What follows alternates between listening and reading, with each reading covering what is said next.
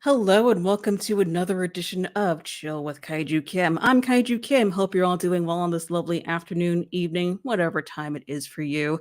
So, Godzilla Minus One is just around the corner, and there are quite a few things to talk about.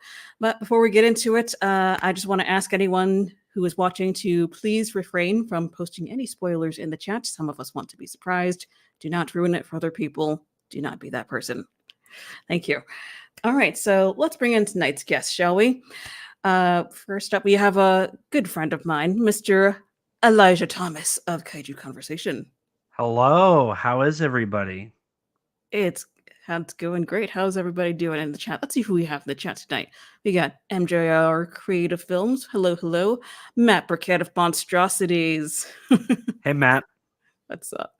And we got Acto Goji, Valerie, Jose, Adrian, and Robert Montserrat. Thanks for stopping by, everybody. Hope you're all doing well. So, Elijah, before we get into our main topic, you got any intel on what's going on in the kaiju world in general? Well, oh boy, where do you even start with that? That's such a big question. I mean, if we're just talking Godzilla, like there's Monarch's coming out in I think 83 or 82 days. That's coming up pretty fast. You've got GXK. You've got that coming out next year. SRS just started pre-orders for the Great Yokai War Guardians, which cool. For anybody who is excited for Godzilla Minus One, you might want to watch Great Yokai War Guardians simply because like half the cast is in that movie. Oh, really? So I'll probably watch it then. The only thing is, I don't think it actually will come out, and by the time Minus One does it, I think they ship out early January. I think that's their plan. But no, what's the lead actor's name in Minus One? It's Kamiki-san. He was in the original Great Yokai War. That was actually one of his first films. He was a child actor that everybody thought was going to be a huge star, and here he is starring in one of Japan's biggest directors and in one of Japan's biggest IPs internationally. So, yeah, he's one of his first films is Great Yokai War, and he reappears in Guardians, so that's exciting. And then a couple of others. I think Sakura Ando is in Great Yokai War. I think. I could be wrong. I don't think she is. I know she's in Love Exposure and a few other of Sion Sono's films, but I don't know. But I mean, you've got The Whale God coming out in December. From SRS Cinema. You've got that. Oh boy. Yuzo just got announced. I'm so excited that Yuzo got announced from SRS Cinema. They're releasing that, which I love. Yoshikazu Ishii. He's a great guy. I've met him a handful of times. Giant Teacher, I think, is an amazing film.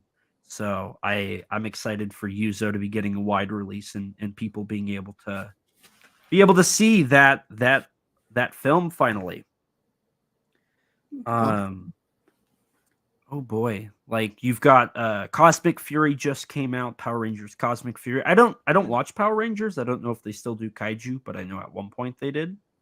And then there's that reboot, Untitled Power Rangers reboot that we got some info that the production's going along pretty well. They have like the first 3 episodes written, and they're really working hard to make that one as good as possible. And then, oh boy, what other? There's like hundreds of thousands of things happening. Yeah, there's a lot to talk about there, but let's not stray too far from the main topic.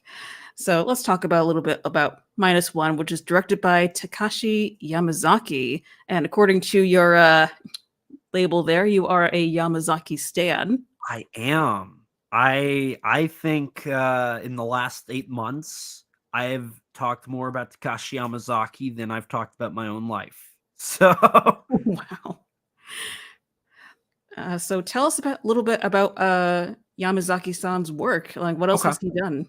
So Takashi Yamazaki, born in 1964 in Matsumoto, he started filmmaking at a very young age. The first known film he did was a student film called Glory, which was lost until recently, and I really want to watch it. I've seen some clips from it. It looks actually really cool. He directed it when he was in, I want to say, his sophomore year of high school, which got him an award for best film at like a film festival in the school. And everybody loved it. As a young kid, Yamazaki even like begged his dad specifically to go see some Godzilla movies in theaters. He was like, I will never ask to go to the theater again. I just want to watch Godzilla. Which is awesome. I love that. That was a really cool story to hear about. But he started as he went to art school. He went to art school in Japan, and then he ended up finding a job at a company called Shirogumi, um, which people thought he founded, which is not the truth. He is just one of the higher ups in Shirogumi. They're an effects studio, and they worked on some Juzo Itami films. And Juzo Itami, I think, is most known for directing Tampopo, which you can get on Blu-ray through the Criterion Collection. And he started as like an effects, just an effects production assistant on those films, working on like compositing and whatnot. He would do that. He ended up working on the film that inspired Resident Evil, titled Sweet Home, released in 1988, directed by Kiyoshi Kurosawa, directed by in air quotes because Juzo Itami produced that, and he infamously basically took the final film, re-edited it to what he wanted, and then that's what got put out. So Kurosawa-san doesn't really like that film. It was not a very good experience. But he worked on that. He worked on films as just production assistant, effects, just one of the effects artists. He ended up the biggest film he worked on really was a 1997 film titled Parasite Eve. It was an adaptation of a game. It was right before the J-horror boom too, which is interesting. The film didn't do too well. But that's where Yamazaki-san met his soon-to-be frequent collaborator, his cinematographer, which was by the name of Kozu Shibasaki. I think I said that horribly. But no, they ended up working on a lot of films.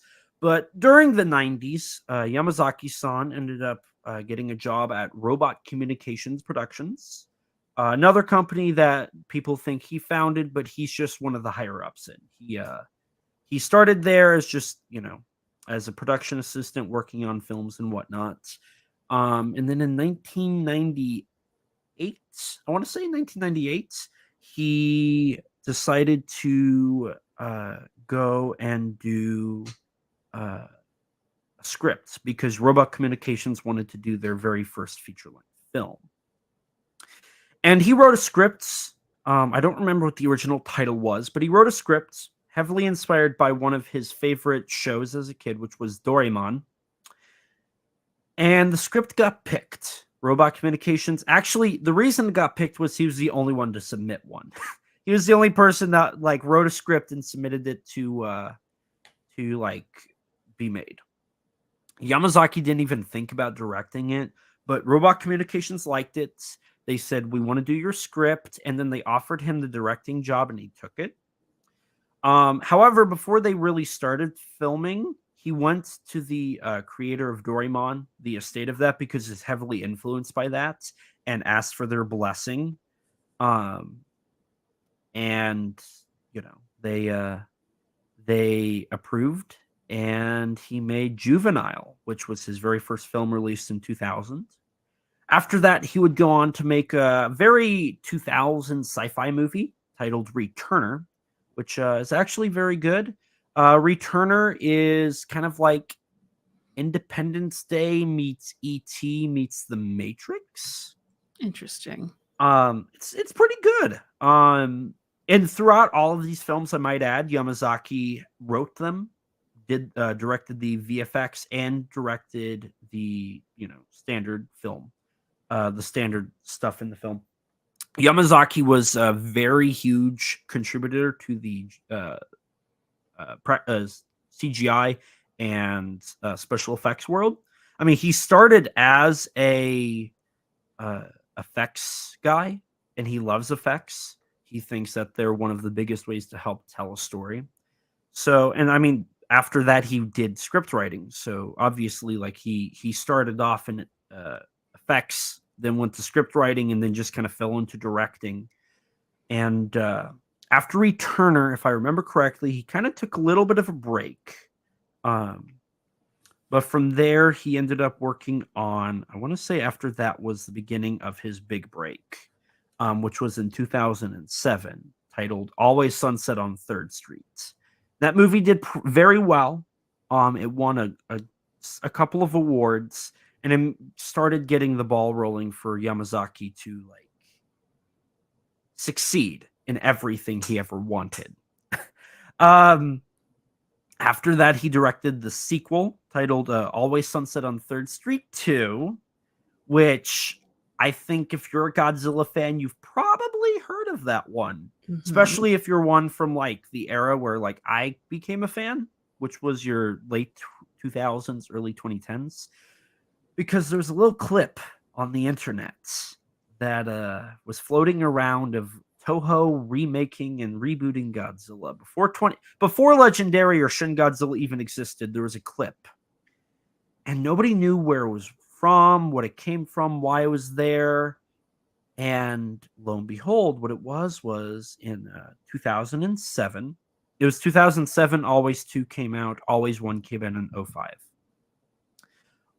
At the beginning of Always 2, Takashi Yamazaki had gotten Toho's blessing and approval to include Godzilla and the Godzilla theme at the opening of the film.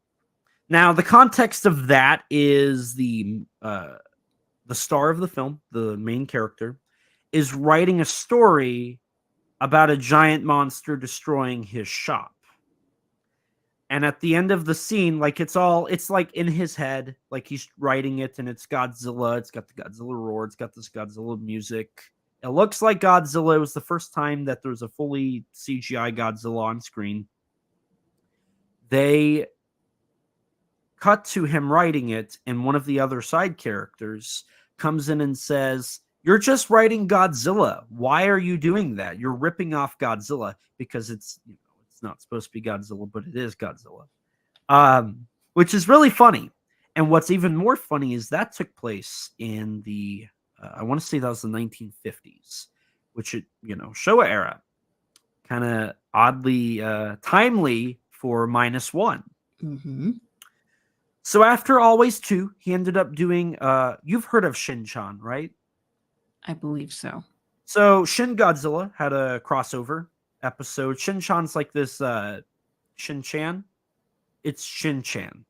Shin-chan, there was a Shin Godzilla crossover. It's like a kid's show. It's animated. And then Shin Kamen Rider also crossed over and had an episode with Shin-chan. And Yamazaki actually took one of those stories and remade it into a film called Ballad, which is one where they go back in time to the Edo period and whatnot. After that, he got his big break. So Always 2 got him, I want to say it was like 15 Academy Awards. Got him like 15 Academy Awards. It was huge. And that's when he started to pick up momentum. And then Ballad came out, which nobody really talks about. More so than Destiny. Destiny's a later film by him. But Ballad's not really a huge film on his filmography. Um, but after Ballad, he got the uh, he got away into making Space Battleship Yamato, a live-action adaptation of the anime from the 1970s. Now, up until this point, Yamazaki had wrote, directed, and directed the VFX for all of his films. For Space Battleship Yamato, however, his soon-to-be wife actually wrote it. It's kind of funny. So Yamazaki-san and I can't remember her name, but his wife, they met on the set of The Idol, Norman England's film that Yamazaki worked on the effects for. From what I've heard, that's where they met first. And, that blossomed into a wonderful relationship, to say the least. She wrote that one. It's a little obvious. Just saying. And, I mean, it did well. It was very big budget. It was actually one of the biggest films, really, I think, of 2010 in Japan. After that, he would do a movie called Friends, which has some monsters in it, some little kaiju, I guess you could say. That one's not really talked a lot about. I haven't seen that one, but that came out, and then after that, he did his third film in the Always Sunset on 3rd Street trilogy. That one's known as Always Sunset on 3rd Street 64. Which what the Always trilogy is it's a drama series that takes place in the Showa era, and I believe it follows a family as they grow through the Showa era. After Always 3, there was supposed to be an Always Sunset on 3rd Street 70, which took place in 1970 around the World Expo 70. I think there was even plans of doing a 5th and 6th one at one point, but time has went on, and the actors have grown, and it's kind of fallen through. After that, he directed his very controversial film called The Eternal Zero. That was the first of 2 films he directed that people would claim as controversial because of the source material. One thing I will say is Yamazaki has never done an original movie. Every film, besides Returner is his only film that was not adapted or a remake of another property. But even then, Returner takes a lot of stuff from other films at the time. So you could even argue that is, in a way, not original. But, I mean, it's okay. He does amazing movies. It doesn't matter if they're original or not. As long as it's good. So he did The Eternal Zero, which is about a kamikaze pilot proving himself to a squadron and his country, which, there's some controversies about that, and people have made claims that he has glorified war, and the original novelist, it was originally a novel, is a guy that's very hated in Japan. He is one of those people that denies that in World War II, Japan did some terrible things. Ooh. And a few other things, some stuff about America and some elections, but I'm not going to talk about that. But you get the idea. Mm-hmm. So that was a little controversial, but it ended up being one of the largest films in 2014 in Japan. It did very well. There was one film that beat it, however, and that film was an anime film. It was an adaptation of a show called Stand By Me Doraemon, which Yamazaki co-directed, and I believe he co-wrote. So, funny enough, in 2014, Yamazaki had the place for number 1 and 2 at the Japanese box office for Stand By Me Doraemon at number 1 and number 2 being The Eternal Zero. Both did very well, critically, financially, and by audience standards. And then after that, he did probably my favorite thing he's done. He did a duology of films adapting a 1990s manga, it's a manga. Parasite, Part 1 and Part 2. He did Part 1 in late 2014, and then part 2 came out in 2015. They were shot back to back. Parasite Part 1 is amazing. I haven't seen his always films. I've only seen his genre films, but his genre films, out of all of them, I'd say Parasite Part 1 is easily the best film he's done. Hands down, best film he's ever done. So after that, after those 2 films, he would go back to adapting films by the novelist that's controversial. He did one called Fueled, A Man They Call Pirate, which is about the oil, not the oil crisis, but the oil industry following World War II, and a man. There's actually characters that appeared in the Eternal Zero appear in Fueled, but they're different. Like they're not connected, but they're like the same people. Both are historical dramas. So he did Fueled, A Man They Call Pirate. And then after that, he did a movie called Destiny, The Tale of Kamakura, I think is how you say the last part of that title. I don't know a lot about Destiny. That's Destiny and Ballad are the 2 that don't get a lot of press or talk about a lot. And I haven't dove into those looking for the interviews and the research. But after that, he did a film that is very relevant for what we will be talking about. It was called The Great War of Archimedes. It's a World War II movie. It's a fictional historical film about the development of the battleship Yamato. What's interesting enough is that movie there's not a lot of VFX, but there's a little bit. Recreating the battleship Yamato was very important, and that was all done via VFX. And after they filmed it, and like they were on their way to release, I think it was after it released. I think after it came out. This is when it happened. But Minami Ichikawa, producer on Shin Godzilla, Shin Ultraman, and Space Battleship Yamato, he works for Toho, approached Yamazaki-san and said, do you want to do the next Godzilla movie? And Yamazaki was like, absolutely. Like, he did say it was going to be hard. It was going to be very difficult because Shin Godzilla set the bar like so high. He was like, I don't know what to do, but I'll do it. Like, I don't know if it'll be that good, but I'll try. And so after that, Yamazaki started development on Godzilla Minus One. Now, before he would do that, he would go on to do some anime movies, Dragon Quest, Your Story, and Lupin the Third, the First. Both of which, and I'll before we like go into Minus One, I'll let you all know where you can watch this stuff if you wanna watch it. He did those, and then he did a sequel to Stand By Me Doraemon, Stand By Me Doraemon 2.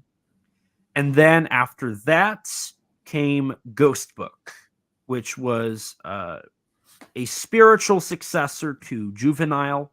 A lot of the cast from Juvenile actually appears in Ghost Book. I believe there's supposed to be a sequel to Juvenile in 2020, but due to COVID, things happened and it didn't go through. So Ghost Book was the film that actually came up. It's an adaptation of a manga, and it's about yokai. So if you like yokai, I know there's an English subtitled version out there. It's not available stateside, but I know my co-host of my podcast, Rex, is actually going to see it in a film festival in Australia. So maybe if you live in Australia, go see if you can find it and go watch it. And then what's funny is during the promotional campaign for Ghost Book, a Godzilla collaboration occurred. And around this time, Yamazaki also did Godzilla the Ride, which got people talking as well.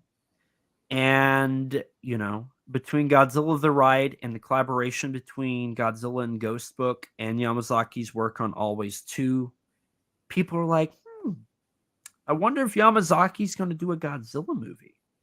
Mm-hmm. And then it was announced that Yamazaki was working on an untitled Toho monster movie blockbuster. And that was back in 2022. Yeah. No.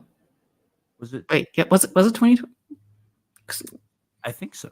Maybe early 2022? Wait, no. No, late 2021, maybe? No, it had to be early 2022 because scouting didn't start till January 3rd of 2022. Gotcha. So it was early 2022.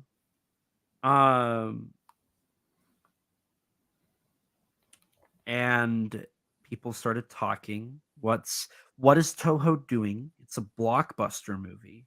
Admittedly, and this is my little like pat on the back for the show. Late 2021, early 2022. Okay. I was the first person to my knowledge to report on Yamazaki doing a Godzilla movie. I didn't say he was doing it, but I theorized that it could be a Godzilla movie.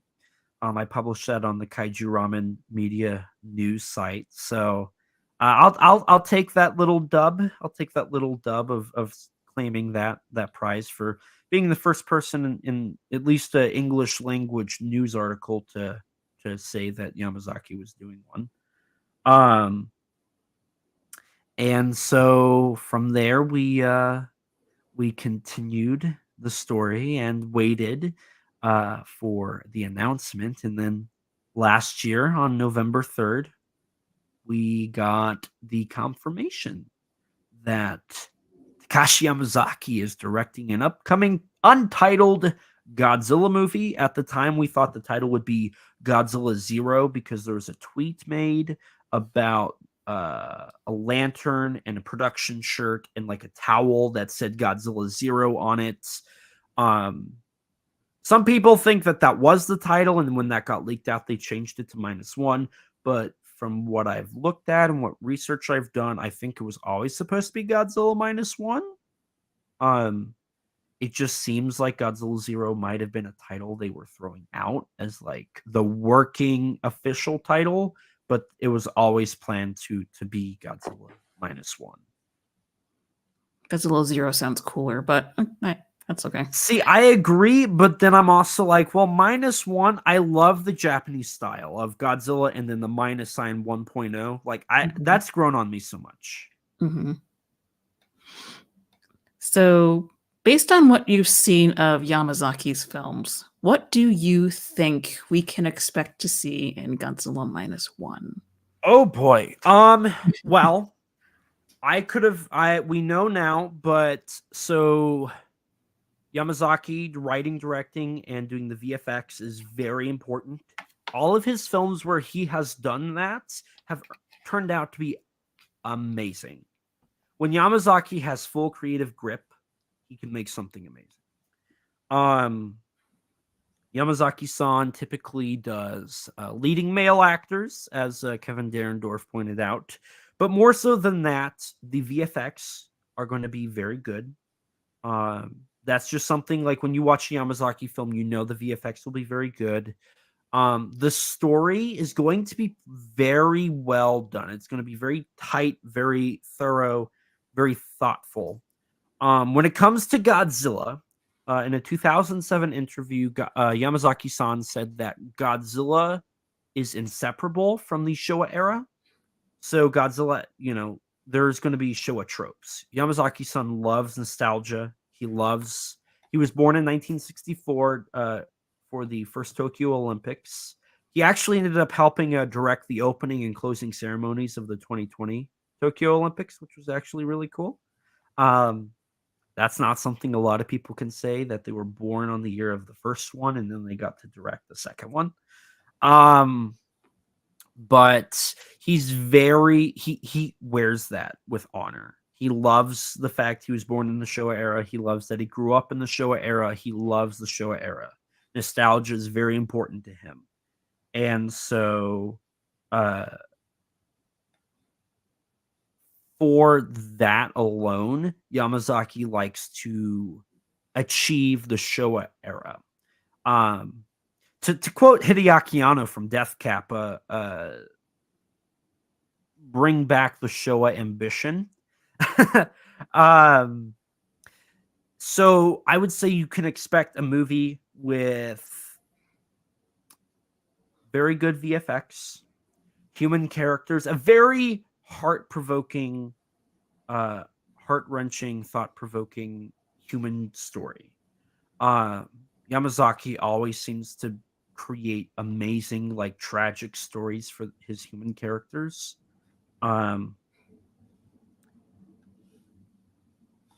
You can expect Naoki Sato to do the music, which he did. This is actually, so I guarantee you, if Akube's theme comes back, I guarantee you.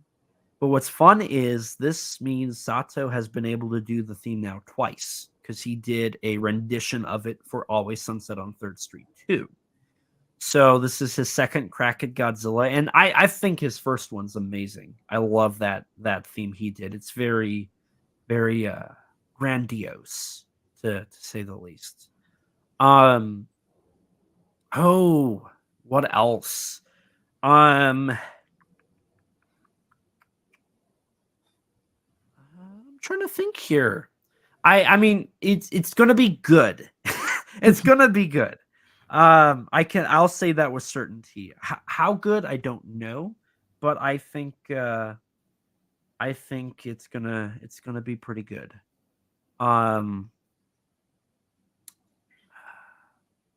Robot Communications working on it, Shirogumi working on it. Shirogumi's doing all of the CGI for it, in contrast to Shin Godzilla, where I think they had 4 studios.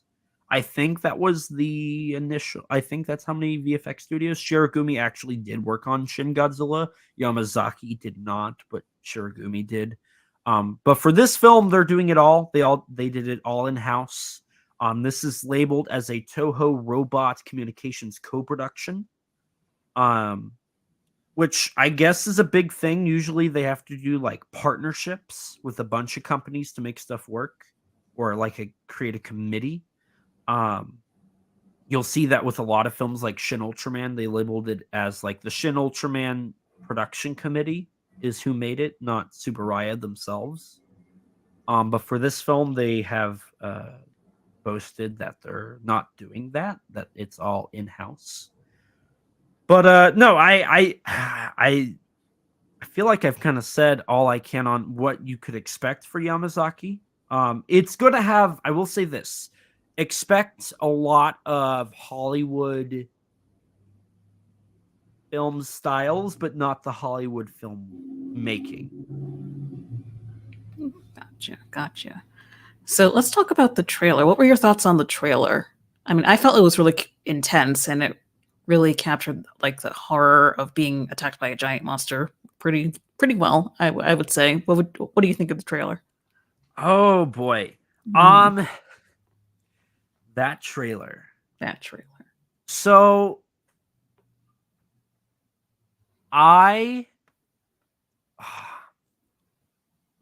first of all, how many times have you watched it? You think I keep track at this point?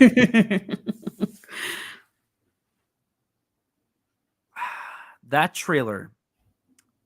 So for me, the weirdest thing about that trailer, and this is I think what I'll say, because my brain is still trying to, like, I have talked about that trailer like on camera, on mic, at least for 10 hours at this point, I think. Oh wow.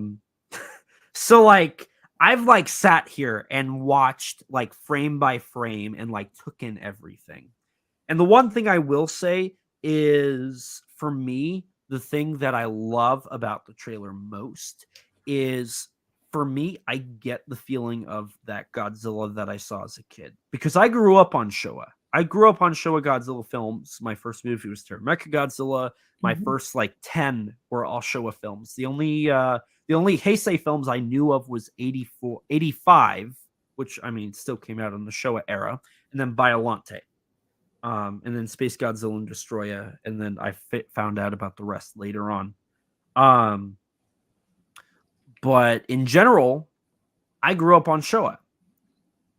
I feel nothing but the Showa era with this film, which is weird because it's CGI, it's not practical effects, it's not a man in a suit. It doesn't have the music yet that I remember. It doesn't have the actors I remember. Um, though I'm willing to bet actors like Jun Kinemura, who played in Shin Godzilla and Godzilla Final Wars, will appear. I don't think we're going to see a lot of returning actors, but I do think we'll see a few. Jun Kinemura is like number one on my list for returning alumni because he was in like 5 Yamazaki films. I want to say 4 or 5, something like that. But I feel the Showa era. I get those vibes. It's very obvious that Yamazaki loves the Showa era. He's even said in interviews, like even after the Heisei era ended and they entered Reiwa, he's still like he can't get rid of Showa. Showa was a time of, if I remember correctly, he said hope. He talked about how like everybody was hopeful and there's excitement and there's a lot of excitement in the air, and that led to that left an impression on him. And so for him, he wants to recreate that. He wants to capture that. He wants that on film. He wants that on camera. And I think most of his films take place in the Showa era. His Always trilogy does, Archimedes does, Fueled does, Eternal Zero does. Ballad takes place pre-Showa era, so I won't count that one. And then Minus One, of course, does. So, I think he has figured out what the Showa era truly is. And I can't, I'm excited. I am excited for 50-meter Godzilla. Like, that was something in the trailer we found out that I'm excited for. Sakura Ando is an amazing actress. The whole cast of this is just filled with talent. Like, there's not a bad cast member in this lineup. Sato is amazing. The cinematographer, amazing. It looks really good, and I can't wait to see the story of it taking place in the 40s. I can't wait to see what that is. Like, that's against the Godzillas that we know, because Godzilla was in a way birthed by the Daigo Furukawa incident of 1954 and on March 1st. So the fact that we're going before that, and going closer to the initial source of Hiroshima and Nagasaki, I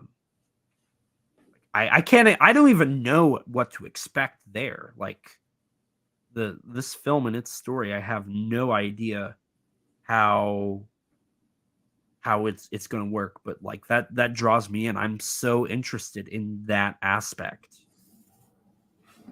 Indeed. And we just got a comment, which kind of leads into what I was going to ask next. And yet, the more I see of Godzilla's design, the more I see the Heisei suit, the silhouettes, the pose, the movement, the build of the body, and of course, the most obvious one, the head. See, it's funny you say that because I agree, but I also disagree in a way, because the silhouette is there, right? Like, in the look, it's very mean.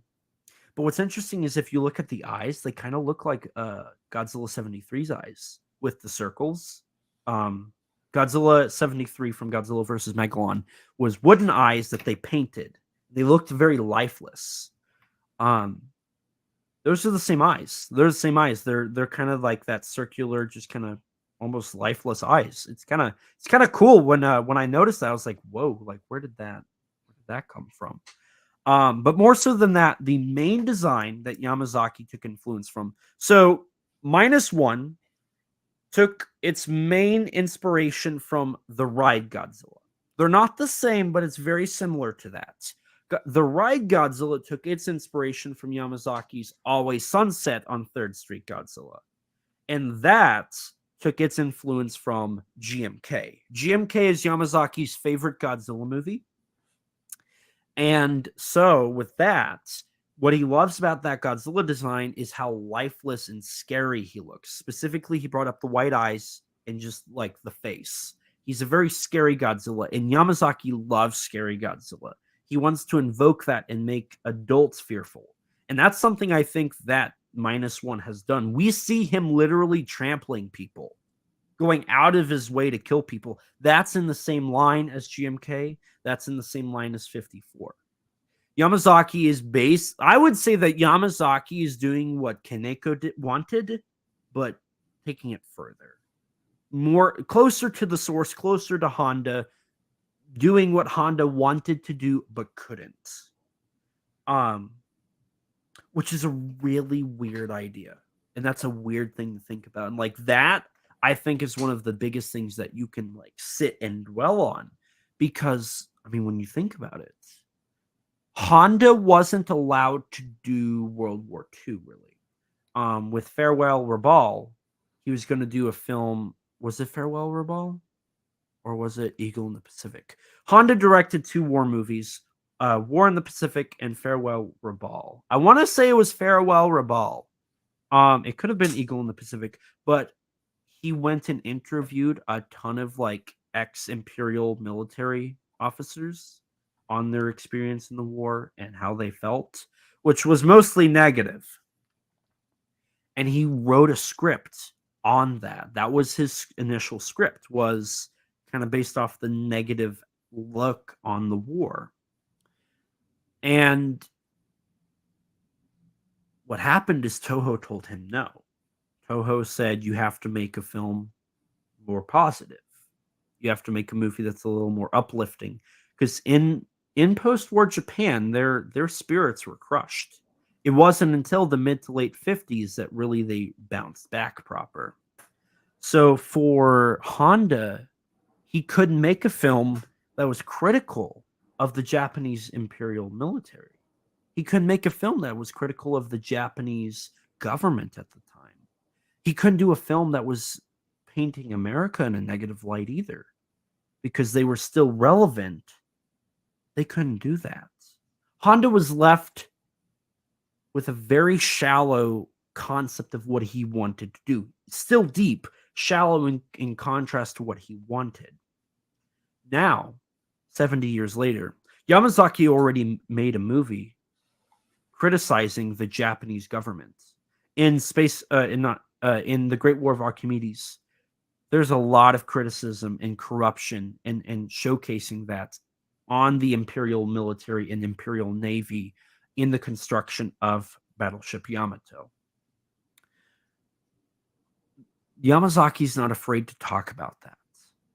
Yamazaki's not afraid to criticize the imperial military, America's military, or any politic. Like, Yamazaki's willing to do that. So in a way, this is almost the truest form of Godzilla we've had, because now we can do that. And Yamazaki's not afraid to be controversial. He's already been controversial.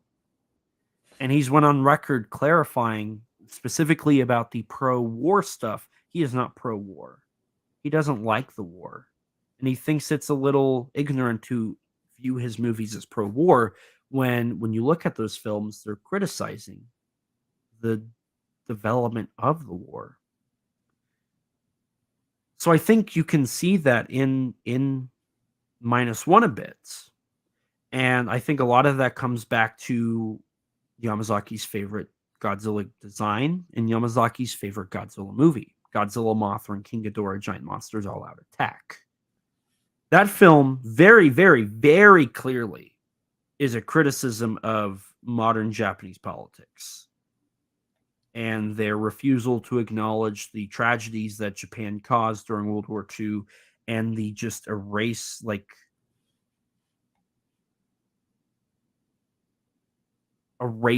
that history.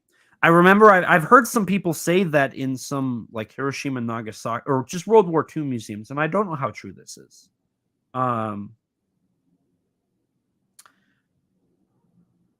I believe, if I remember correctly, they said that in those museums, they gloss over Pearl Harbor and they basically say, and then we were bombed. Now, I don't know how true that is. I don't know. Like, maybe the person that told me this many years ago was not able to, like, didn't get the full context. I don't know. But essentially, it was that a lot of Japanese sources don't really talk about how Japan did a lot of bad things. And that's not saying America did bad things in other countries. I mean, everybody did bad things. War is bad in general. Like, there's no way you can, spin that to be good. But Kaneko did not like how that was the norm.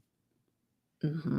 And Kaneko went very deep and thoughtful about that when he was making his film. Godzilla's first appearance is basically the fourth bombing of Japan.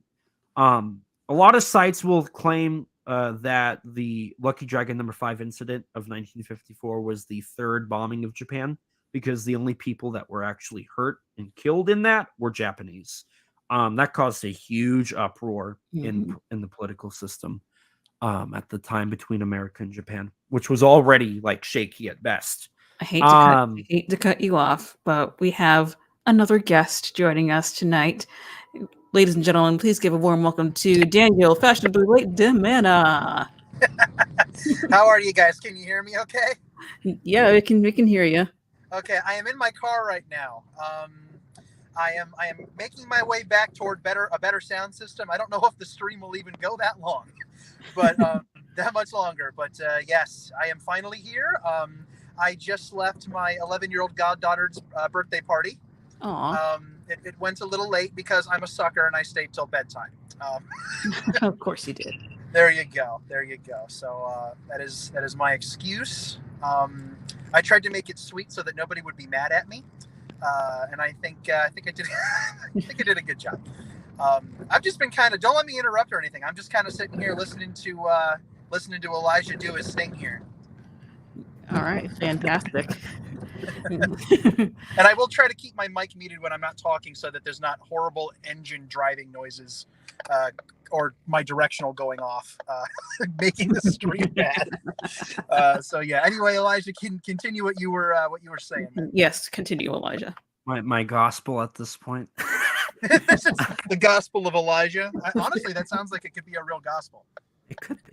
Gospel of Elijah. Make it so. This is the way. This is the way. This is the way. That's right. Let me think. What was I saying? Third atomic bombing of mankind. Oh, yes. There we go. That's the one. So, the Lucky Dragon number 5 incident was labeled as the third bombing of Japan, and then you have Hiroshima and Nagasaki as well. But what's interesting is when Godzilla first makes landfall in Japan, in GMK, they cut to a scene of a lab, and in the lab there's a poster of the Lucky Dragon number 5 in on the wall. And then when Godzilla uses his atomic breath, it creates a mushroom cloud. And more so than that, it's explained that Godzilla is the culmination of the souls killed during World War II that the Japanese had forgotten about, which would include Pearl Harbor, which would include American souls. America is a part of Godzilla. So in a way, you could interpret that as the fourth bombing of Japan, with Godzilla coming out of the Pacific Ocean one day randomly and laying waste to a city, not caring who or what, or just bombing. Which when I kind of noticed that about the film, it kind of left an impression on me. I was kind of speechless to think that all this time, that was sitting there in the film, and I never noticed. So Kaneko-san was very, all about creating metaphorical meanings and bringing Godzilla to that, that seriousness that Honda had envisioned, the tragedy that was based around him. And in -1, we see that as well. We see a Godzilla that doesn't care. The Godzilla's eyes are lifeless, looking wooden almost, kind of like Megalon's eyes, and Godzilla from Megalon. We see a Godzilla that's willing to step. To quote one of the characters from Godzilla versus Mechagodzilla, and a monster will will destroy the city and trample on the people that try to run away. Godzilla is acknowledging the people that he is trampling. Godzilla is destroying buildings that he knows people are on. Godzilla's biting a train that people are in. Godzilla's mean. Godzilla doesn't like trains. Godzilla is literally the worst in this movie. He looks mean. He's acting mean. He does not care who you are. He is going to kill you. Mm-hmm. Which makes perfect sense.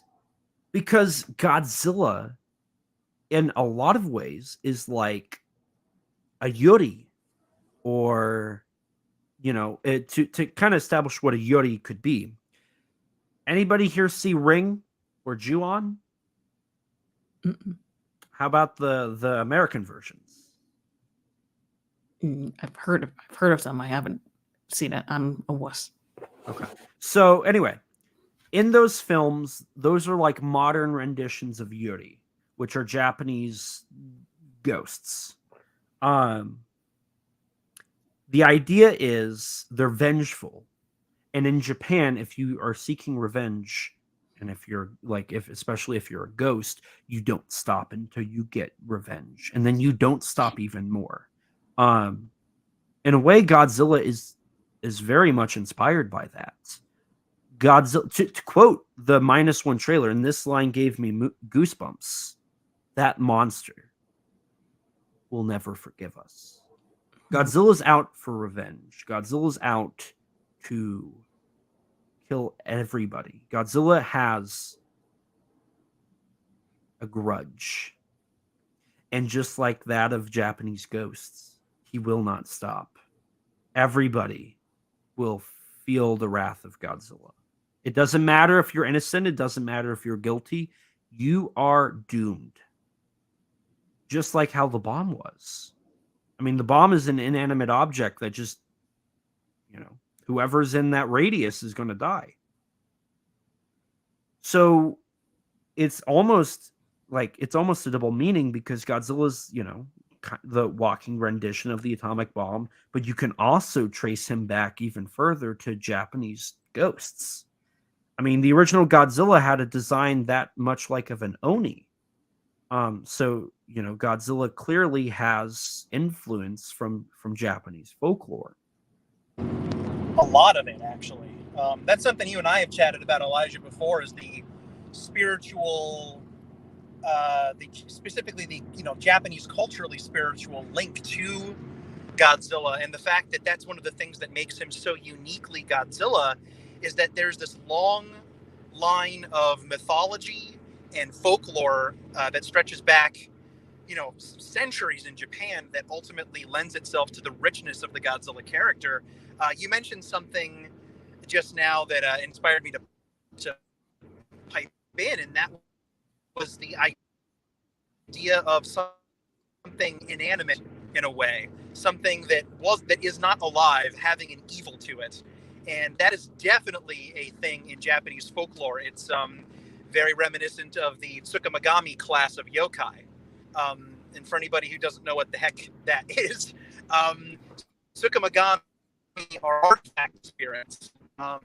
After a period of, depending on the creature in question, 100 years or 100 something, an inanimate object, a man-made artifact that was created by people to serve kind of as an umbrella to shield someone from the rain, a sandals to hold your feet up, or even an instrument, clothing. If it's discarded before its time, it will basically form a grudge and it will come back to life. It will have a desire for revenge, and that can range from I'm going to kill people to I'm just going to play pranks on them. Tsukumagami were known to, in folklore, organize massive parades and basically besiege the towns of mankind in these great yokai parades where they would just kind of wreak havoc, and it would be either not always violent. Sometimes it was just for, just for giggles. But that is definitely a thing because, the bomb is something man-made that is misused. Something that is used for a horrible, for mass murder in the case of the Japanese. So it's something that they are very, very familiar with. The idea of something man-made taking on a malevolence of its own, an evil of its own. And that's something that you could say about the bomb in real life anyway. But when you take that personification and the anthropomorphization even further, by having Godzilla standing in as a metaphor, now Godzilla assumes all of that stuff. He is very much alive, and he is very much like an angry spirit or a god, a kami in a lot of ways. And I've had a lot of people over the years kind of push back at me for saying things like that, like, well, Godzilla's not God. Godzilla's not a god. And I'm like, I'm not saying he's a god. I'm just saying that through the eyes of mankind looking at him, through the eyes of the Japanese, that's how they would see him. They would see him as an avenging spirit, as a small g god in a way. And so that's definitely a big thing. And the whole inanimate object thing is just, that's what inspired me to pipe in about that. But I love that kind of thing, that kind of connection between the folklore of old and the misused science of new, and how it all is kind of the same thing when you look at it. Mm-hmm. End scene. Very good. Oh man, there you go. I had to contribute somehow, right? Yay. I mean, Danny, I think what you said is genius, because that even you can even find a quote where Yamazaki was talking about how, like, in his World War II movies, which Minus One essentially is that, a World War II movie, he believes that you can find something in it to relate it back to modern day and learn from past mistakes. And, history repeats itself, right? So the fact that this stuff you can trace even further back just goes to show that history does truly repeat itself, and you can learn from that.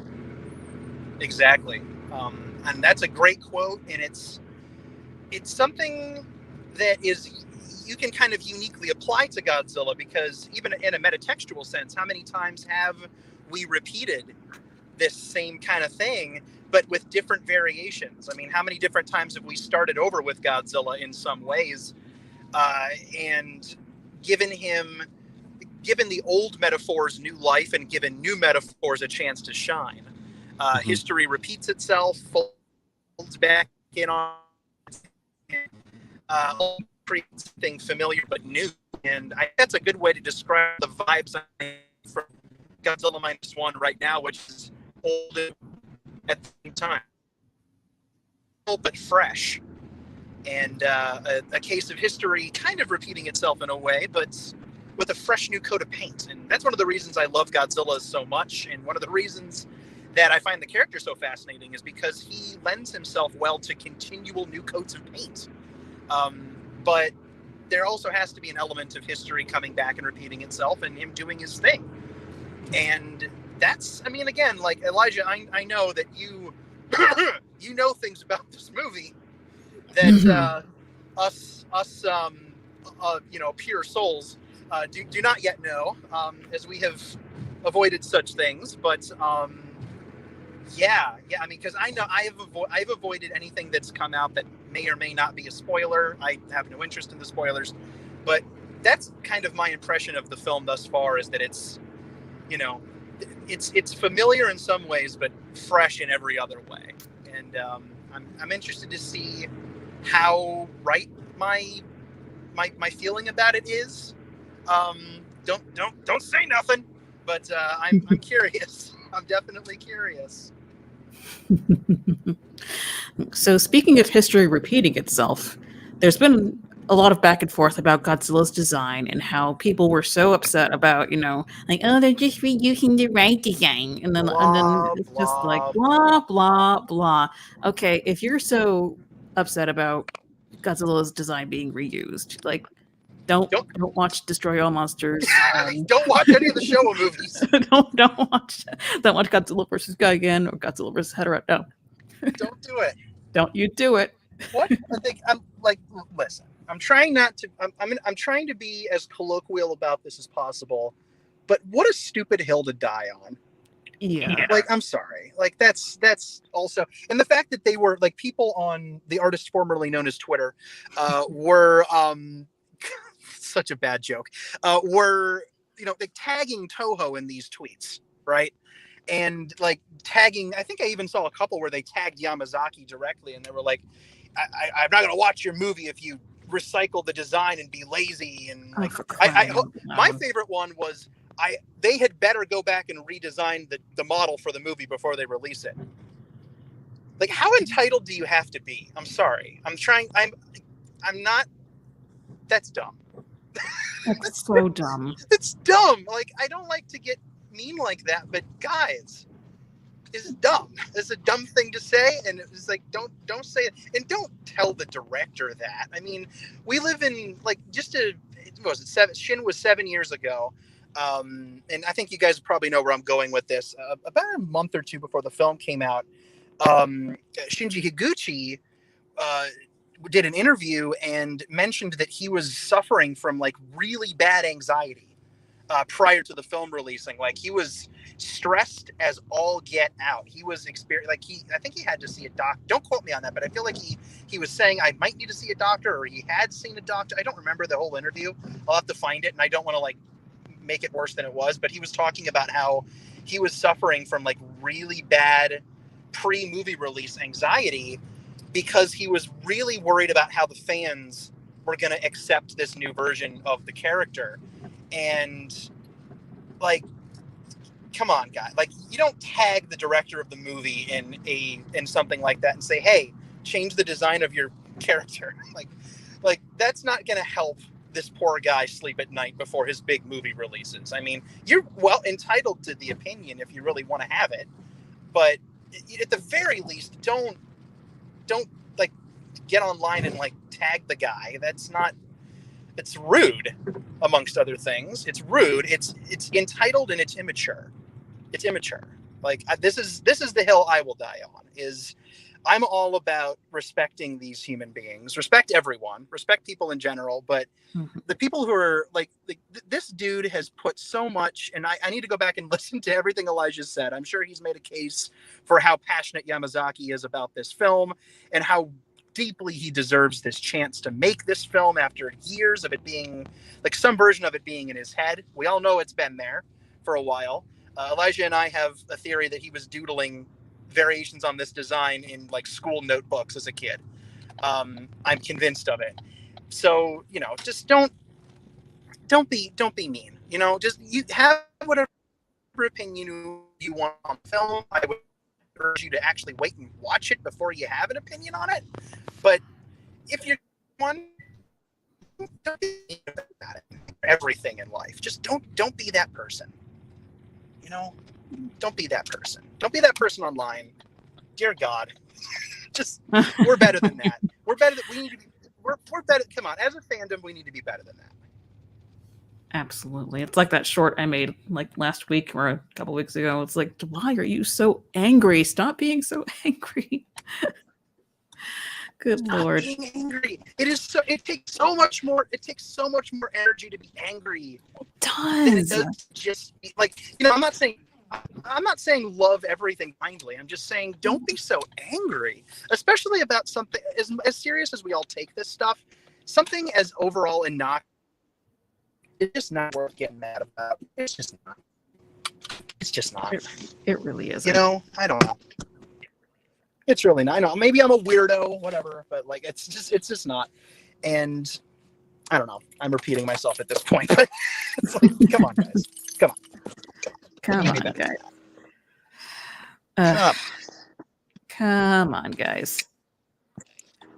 All right, so yeah.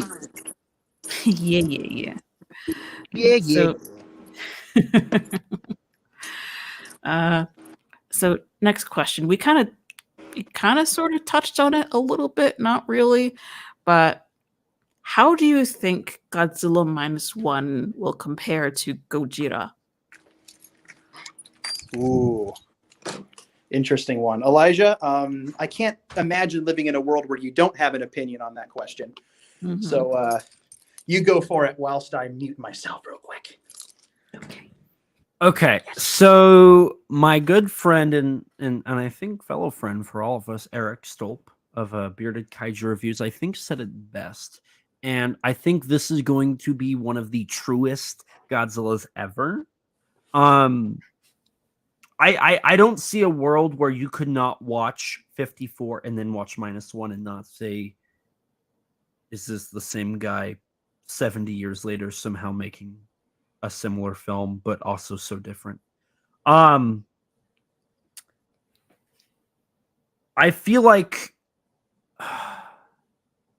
in a way how Aliens is very complementative to Alien, I think Minus One will be that way for Godzilla 54. Interesting comparison. I like that. Well, I mean, in Japan, they have compared Takashi Yamazaki to James Cameron, claiming that he is the Japanese James Cameron. So I feel like that's a very fair assessment to make. Yeah.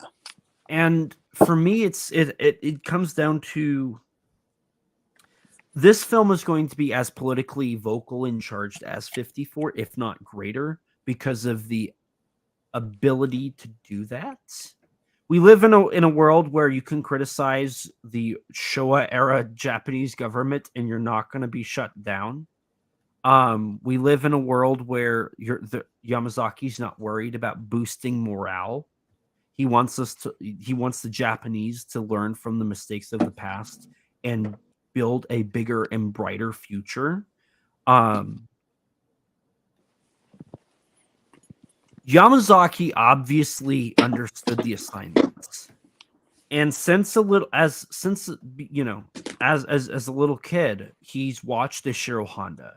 He's watched those films. He grew up on those films. He loves the Showa era. He's nostalgic about the Showa era. He has done war movies. He has done 2 war movies, the same amount that I could find that Honda did, Farewell Rabaul and Eagle Pacific, as I mentioned prior. Yamazaki has done films that I would say complement those in the form of The Great War of Archimedes, which is a film about a mathematician going against his morale to help his country survive the impending doom of war and save the people of Japan before they get hurt by the war that are innocent.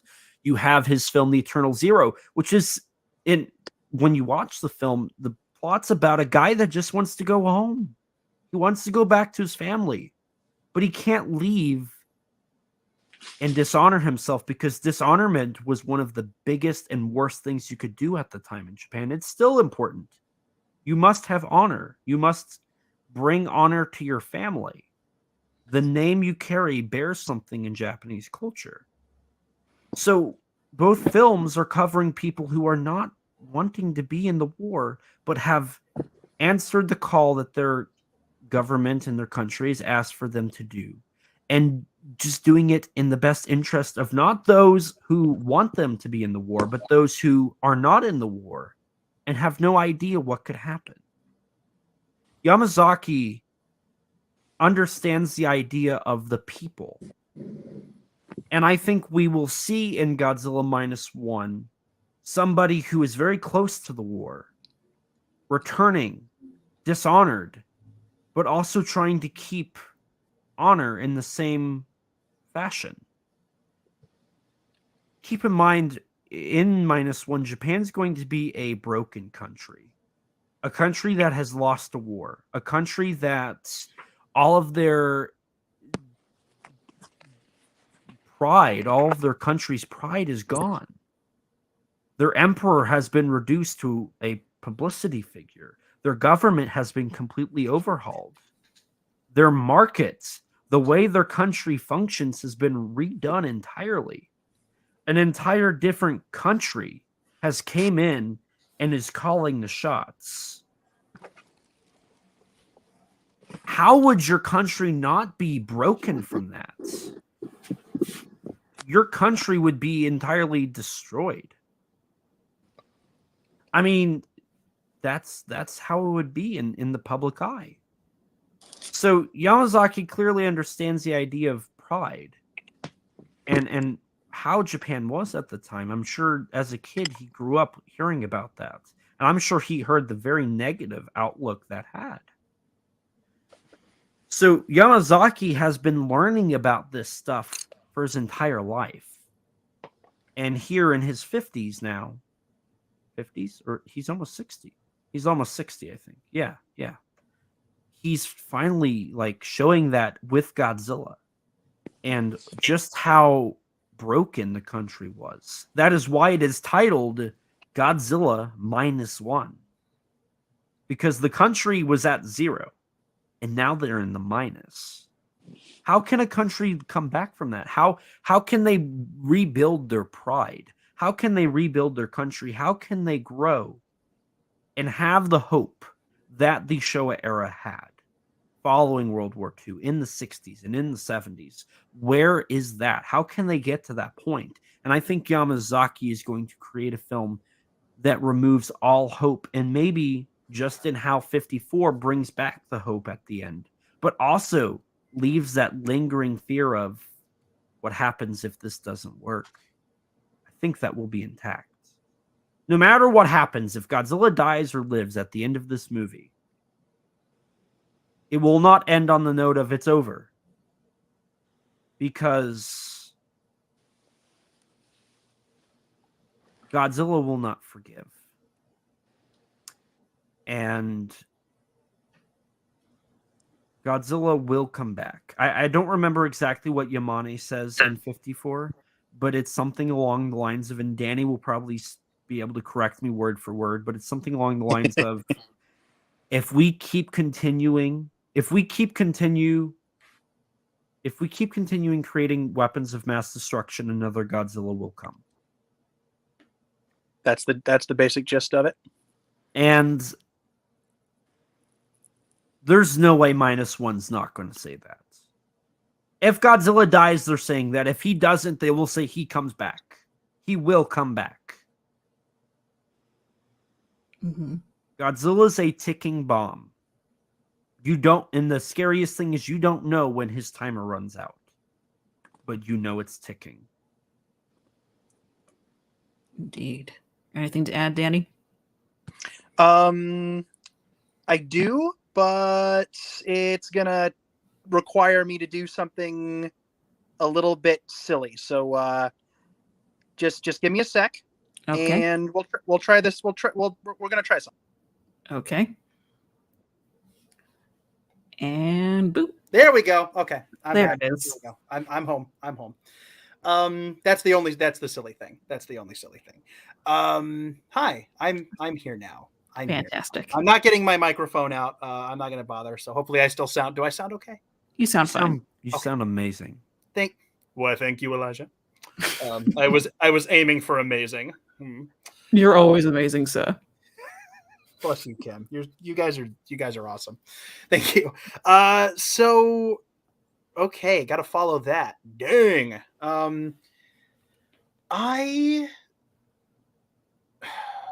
So I don't know. Like, it's the comparison game to the original film is really something I don't even know if I can comment on until I see it. Until I see this new one. Mm-hmm. It seems to me that I don't know. Like, I feel like a lot of major Godzilla benchmark films, especially when it comes to like films that kind of are a relaunch in some way or a different take, those tend to be the ones that are not just measured against the 54 film, but also the most comparable. Return of Godzilla fits into that category.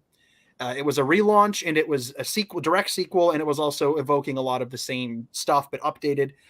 Two very different films, obviously. GMK is one. Shin Godzilla is absolutely one. And this is another one. And oh man, it's such an interesting take. What they're doing here, where they're bumping it back further. They're making the allegory, very clearly making the allegory A-bomb over H-bomb, which is fascinating. And I think that's going to lend itself to a very different kind of film. I think that's going to lend itself to a film with similar themes, but like I said before, fresh coat of paint. And I think, see, that's the interesting thing, is because every time Godzilla's been reinvented in those big milestone films, there's always been an element of contemporization going on. It's been taking the metaphor and updating it to something relevant for the times. 84 updated it to the Cold War. GMK looked back at World War II and said, well, it's been, 50 years, and y'all have forgotten about all the sacrifices that happened. We can't have that. Obviously, Shin is 311, tsunami, Fukushima, all that stuff. This one is really looking back. It's the first period piece that we've gotten on film for the franchise, outside of flashbacks and the like. And I'm interested to see if Yamazaki goes the route of, how does the metaphor that he's updated and playing with, how do I take that and how do I make it 2023? How do I make it relevant for today's audiences? Or does he go completely back and do a kind of a GMK thing where he's saying, y'all forgot, here's what it was like, seen through the lens of a monster movie and the metaphors therein? Or it could be a mixture of both. I'm sure there's something in the film that is going to speak to something regarding modern Japanese culture, society, politics. It's going to be there. I'm not sure to what extent or what that's going to look like, especially with it being a period piece. But, like 54 was made for one specific country in one specific year. A country recovering from war that had just gone through all of the Lucky Dragon nonsense, and for a year in which the Lucky Dragon incident happened. It was made for a very specific time for a very specific people. This film seems to be doing that, but it's not necessarily for like 2023 audiences. It's going back, it's looking back, but to me it feels like it's going to be doing something relevant with that. It's going to be taking the period and taking the tension of the time, and it's going to be telling a story that is relevant for then, but can be transposed into now in a very relevant way. What that looks like, I don't know. Got to see the film first. But I think that the film has the potential to be, in terms of its tone, in terms of its mission, and in terms of the socio-political relevancy that it's cooking up, it could be the most similar to what 54 was trying to do of the entire franchise. I think it's on track to do that, perhaps more than any other film in the franchise up to this point. Quality wise, super can't talk about that until I see the film. Is it going to be 54 levels of, like, on an objective filmmaking level? Is Yamazaki going to make a film that people will say is the best? There's a first bias when it comes to franchises, where people will always say Dr. No is the best James Bond. People will always say the first is the best. And a lot of times that's accurate. Thus far, Gojira is maybe equaled or almost equaled by a couple films. That's debatable. But surpassed? I don't think so. Could this be a film where people come out of it and say that's the best one? Like Gamera, like a lot of people love the original Gamera, but how many people would say the first Gamera is the best when like how many people are going to say, like, listen, I love Giant Monster Gamera, the original Gamera, I adore that film, but how many people are going to say that on an objective level that one is better than at least Revenge of Iris, right? I mean, Guardian, Legion, all three of the Heisei films. But like who's gonna like, maybe somebody would say that, maybe, but it would probably be more subjective, like, oh, I have memories of this film, it's nostalgic. But most people would say that the 11th Gamera movie is the best one. Are we looking at a thing where the 37th Godzilla film could be the best one? I would urge nobody to walk into the film with that kind of massive expectation. Just go in and let the film happen to you and figure out how you feel about it afterwards. Don't go in expecting it to be, the Casablanca of kaiju films. If it turns out to be that, then yes, that's awesome. But just go in and watch it. Quality wise, can't speak to what it'll be like, but or how it will compare. But I think it has, just from what I've seen, the tone of that first full trailer, the really genuinely impressive integration of the digital visual effects, which is still kind of an odd thing for the Japanese Godzilla series in a way, but I think this looks like it's handling it at Hollywood quality, if not just a little lower, but I haven't seen the film yet, so I don't know. Looks good to me. Looks better than the last couple of years worth of Marvel movies, I'll tell you that.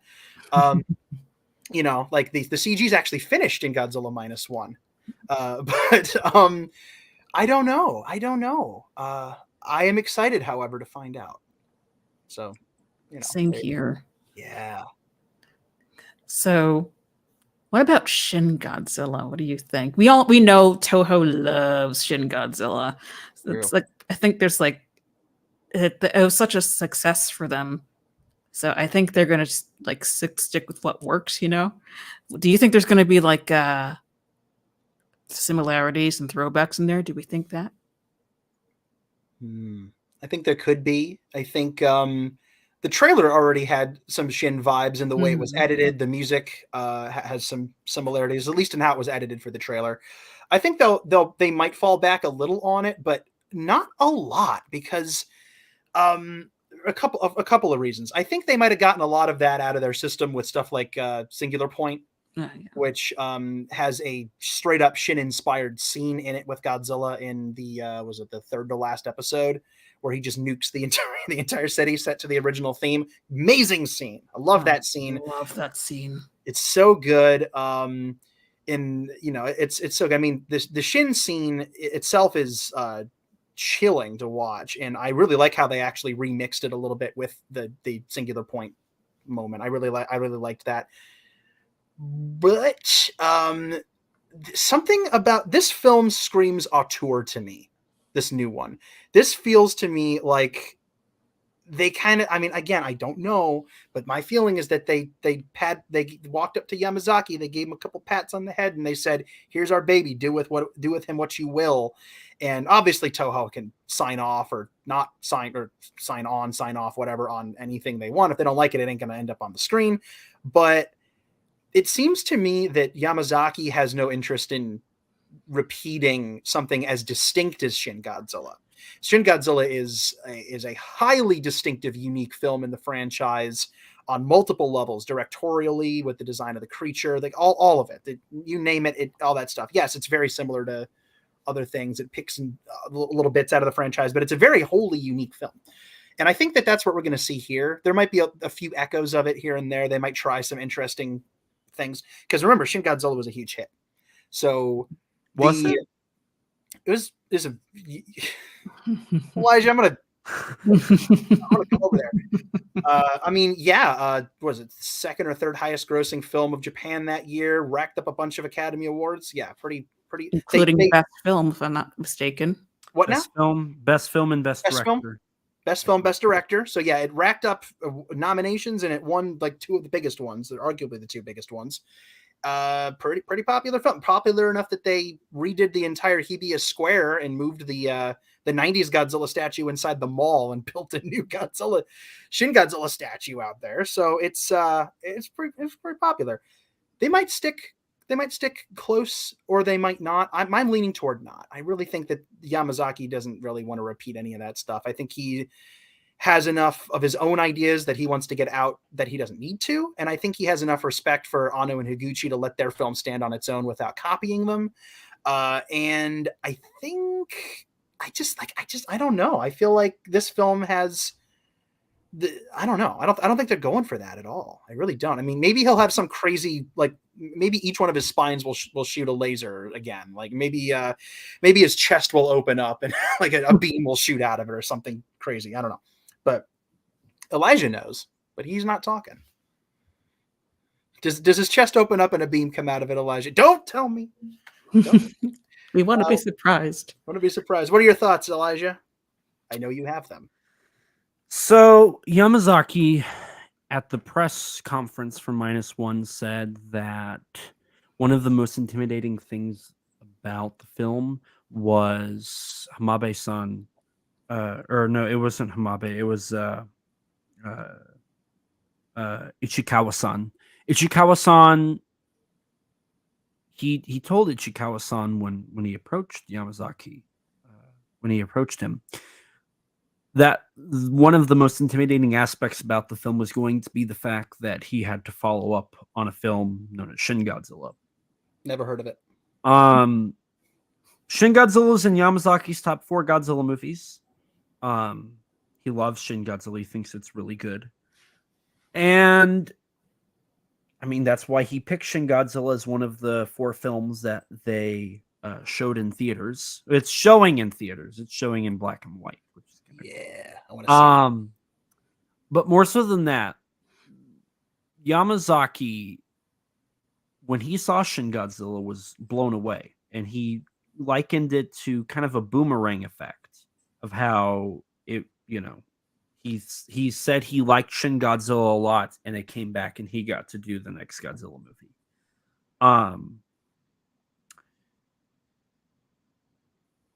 But I think Yamazaki is going for a completely different approach than Shin Godzilla. I think comparing Shin Godzilla to Minus One is going to be like comparing water to chocolate milk.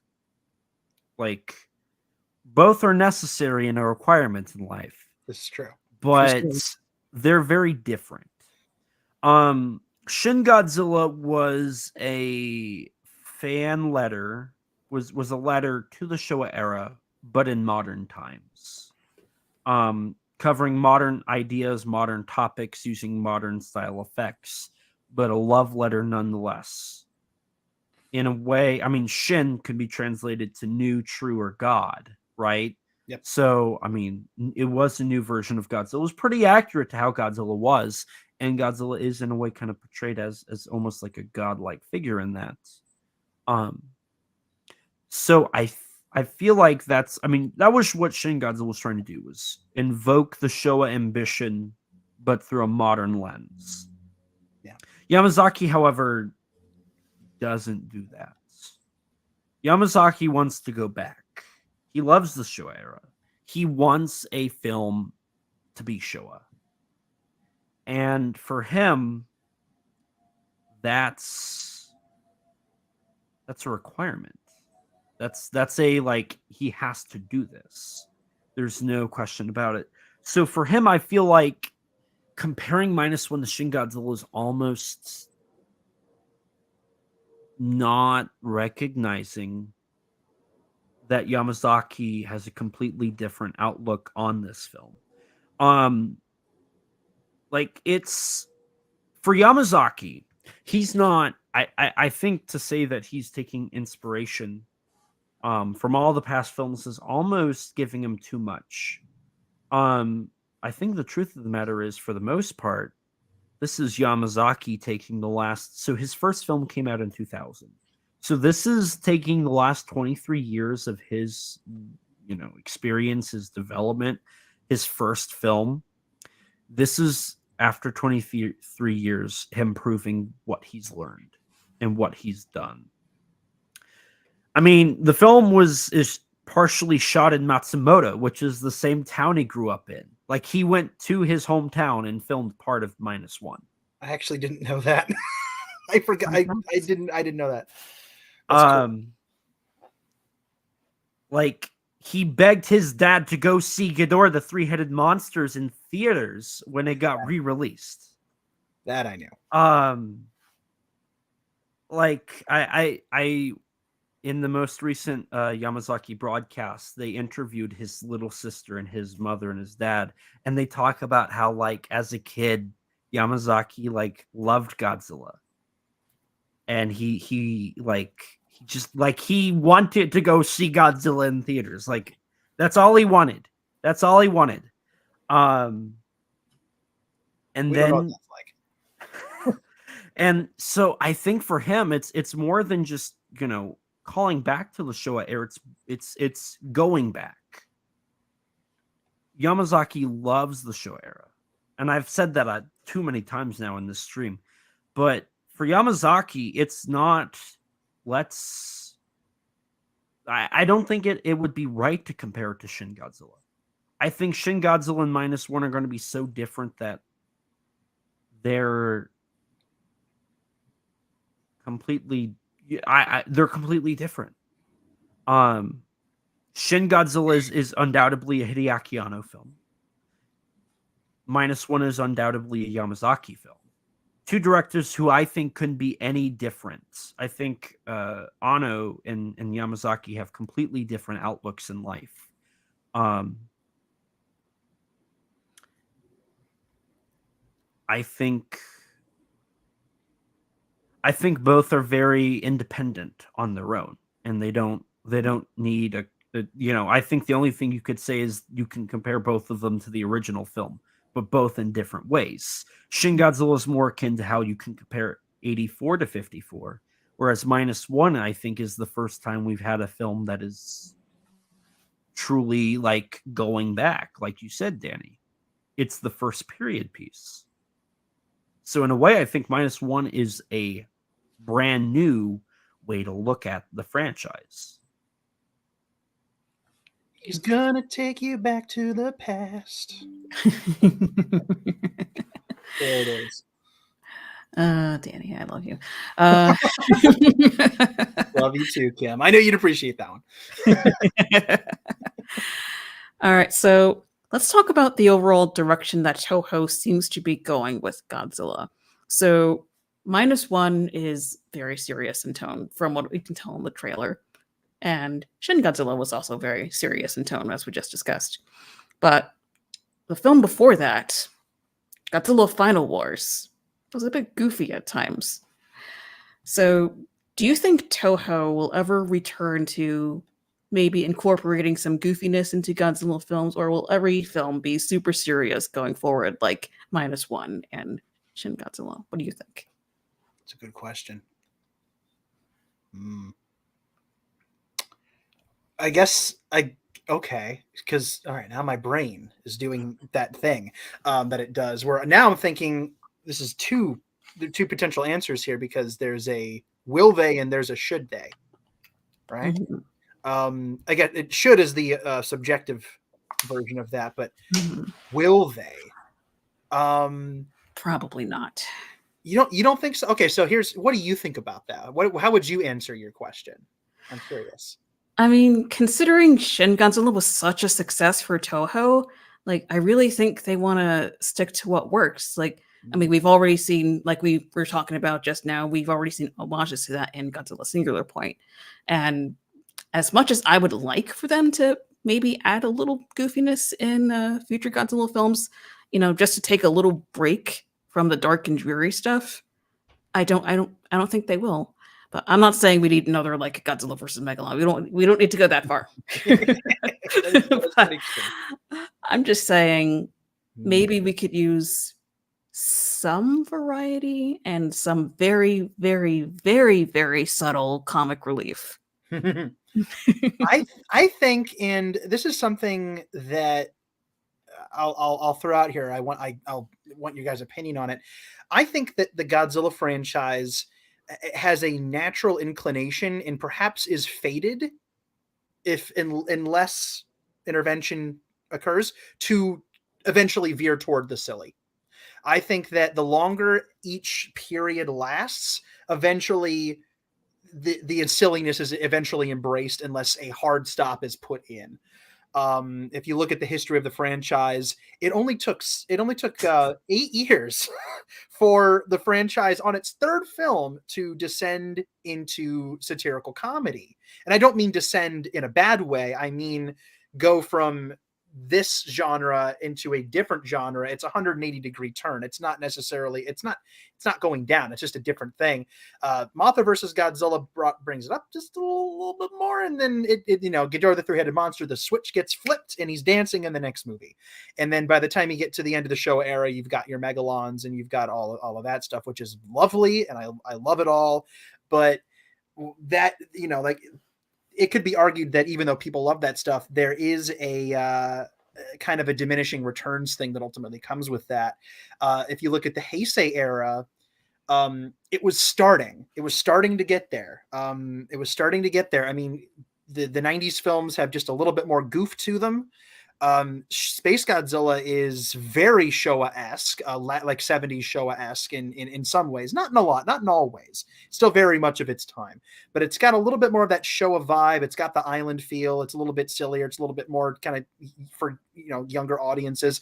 And then they were like, okay, like, we're going to wrap this up with Destroya, and there's not going to be a dry eye in the house. That film is about as funny as a heart attack. And it's a great film, but it is very serious. And then you've got the Millennium stuff. You've got, Godzilla 2000 has some levity in it, but all in all, it's a pretty serious film. Megaguirus starts to get goofy again, and it doesn't do so great. GMK brings it back up to serious with that great amount of like injected Kaneko humor that doesn't make the film a comedy. It's just some moments of levity and some just funny stuff. And then the Kiryu films are pretty serious sci-fi films. And then you get Kitamura doing his thing which is ridiculous and wonderful, in Final Wars. I adore that film. And again, that's the end of that. And if you want the best example, the MonsterVerse only took 3 Godzilla films and 4 overall to get very silly with Godzilla versus Kong. It is silly. It's a silly. I like it. I know Elijah does not, and I can see his blood pressure. The fact that I even mentioned that film, but watch that and then watch Godzilla 2014, and you will see how fast it takes for one Godzilla character and one franchise to go from serious to a little bit sillier. So I think the series is always teetering. It is perpetually teetering on the brink of goofiness, and I think that if, like, let's say, for example, the Shin series had continued, the next idea after that Anno had was to do kind of a champion festival kind of thing that would have been a little bit more kid friendly, using the Shin Godzilla, like a version of Godzilla. That film never ended up happening. And no serious actual sequel was going to happen for that film. But they did have some ideas, and it's possible, like, it could have done that. Like, imagine if they just made a sequel to Shin Godzilla every year, like they did with Showa and Heisei. At a few films later, it probably would have gotten a little goofy. I think that the franchise, unless somebody steps in and says, no, we're stopping it and we're waiting, and we're going to just give it a few years and we're going to let new people do it. I think when that happens, you kind of stop the goofiness pendulum from swinging the whole way. But even though the main franchise at the moment is still in its kind of grim, gritty reboot phase, there's still stuff going on, parallel to that, like Gojiban, which is very silly, and that's keeping the silly aspect of Godzilla alive. And there was just a Chibi Godzilla anime, Chibi Gojira no Gyakushu in Japan, because that little dude is pretty popular over there, and so that has the little kid aspect. Gojiban is kind of anybody can watch it, but it's completely unhinged and insane. And then you've got the more serious stuff playing in the theaters. And right now, the MonsterVerse, who knows what the next one's going to be like in terms of its tone? Probably very similar to the last one, if not just a little bit goofier. Elijah, there's steam leaking out your headphones there. There. Okay. I didn't want the pressure to build up. Thank you. But I don't know will it ever again? I think probably not for a while, but I think ultimately, if the franchise continues, it's inevitable that something goofy will happen again. It might not be for another 10 years. I mean, we might be within the next few years, we might be on the verge of another drought with these films. You never know when it might come. Some people say it's like we might have already hit the peak, and we're either plateauing or starting to go down in terms of the content. Who knows? But there might be another couple of years where we don't get anything. You never know. And then after that, they might decide to make it silly again. Or they might start out serious and then continually make films, and then eventually it starts to get goofy, and then they stop it. And it's just, at that point, it's like twice as a coincidence, 3 times as a pattern, right? So should they is a very kind of that's up to every there are some people who can't stand dark, gritty, serious metaphor Godzilla, and then there's some people who love that but can't do the silly films, and then there are people like me who just kind of likes everything because if it's got Godzilla in it, I'm like, I'll watch it, it's fine, it's a good time. And preferences can kind of even out after that to some degree, but I think it's inevitable that at some point it'll happen. Will it happen if like Yamazaki's film ends up spawning some kind of continuation. Will it eventually get a little silly? Who knows? But how many films, the goofiness helped Godzilla keep going. How many grim, dark, serious, metaphorical sequels can you make in one franchise before it starts to get a little silly? Look at it's the Halloween season. If anybody out there likes the Friday the 13th movies or the Nightmare on Elm Street movies, it didn't take long for Freddy to stop being scary, and he just kind of became a goofball in those films. The Friday the 13th films ultimately ended up with Jason as a cyborg in outer space. I mean, it doesn't get any goofier than that. I'm not kidding. I saw your face, Kim. Jason X, the 10th film, is about Jason in outer space, and he gets turned into a cyborg. I'm not kidding. Righto. Yeah. Just let. Yeah. I'm gonna need to sit on that for a bit. Okay. Don't sit on it too long, or you'll go insane. But yeah, the longer a franchise, James Bond got goofier during the Roger Moore years. Batman started out as incredibly serious, and by the time it got to the 60s, you had Adam West, and then it got serious again in the late 80s, and then the Joel Schumacher movies happened, and it got silly again, and then Nolan came in. So long-running franchises have a propensity to dip into silliness, and I think it's inevitable that it'll happen again. And I have given what might be the longest answer in a very long history of giving long answers on live streams. Elijah, it is so your turn. Okay. So to go with will it? I believe that the only reason that we're seeing a back-to-back nitty-gritty dark Godzilla movie is simply because right now Toho is trying to figure out what to do with the franchise. Because for all intents and purposes, up until 2012-ish, Japan was done with Godzilla. And then they were limited. They couldn't do a lot. They were limited by what they could do because they were under contract for 3 films up until 2020. And then after 2020, it was free reign again. Now, they did do Shin Godzilla, but Shin Godzilla was by filmmakers that wanted to do a serious film. They never really seriously considered a sequel, like you said, Danny. But even to kind of push back a little bit on the Final Wars statements, if you look at the Heisei era or Heisei Millennium, I feel like both you can loop together. Yeah, that's fair. Koji Hashimoto, that was his second film, right? That was his second. He done Sayonara Jupiter. Oh, Hashimoto. I don't know why I thought I heard you say a different name. Yeah, he'd done Sayonara Jupiter. I think that was his debut. Yeah, and then 84 was the second film, and then he stopped. He was done. Pretty much, yeah. Kazuki Omori, right? Yeah, that's his name. Mm-hmm. A little bit more goofy. Like his filmography is a little more on the goofy side, and you kind of see that with King Ghidorah. Oh yeah, but it starts pretty quick. And he did Mechagodzilla as well, right? No, he didn't. No. He was part of the script of that, but he didn't direct it. Bio was a little more serious, but I think that's because it was based off of a Return of Ultraman episode that was way more serious than a lot of stuff. But I'm not going to continue my blasphemy against Biolante just because of that. We don't do that here. Especially here. I will not tolerate Biolante slander on my channel. It's literally it's right. I'm literally pointing at my copy. So it's what yes. Kim's got it behind her. I've got it behind me. Watch your dirty mouth, Mr. Thomas. That's all I'm saying. And then as you look at Okawara's stuff and Yamashita's and whatnot, they were more just typical Toho filmmakers, kind of just doing whatever Toho commissioned them. Same with Tezuka a little bit. Kaneko-san's film is a little more serious, a little more Kaneko. And when you get to Final Wars. It's funny because I've now talked about Final Wars and the style of Kitamura for like 3 hours, but I can't really explain why. Just stay tuned for the end of this month. But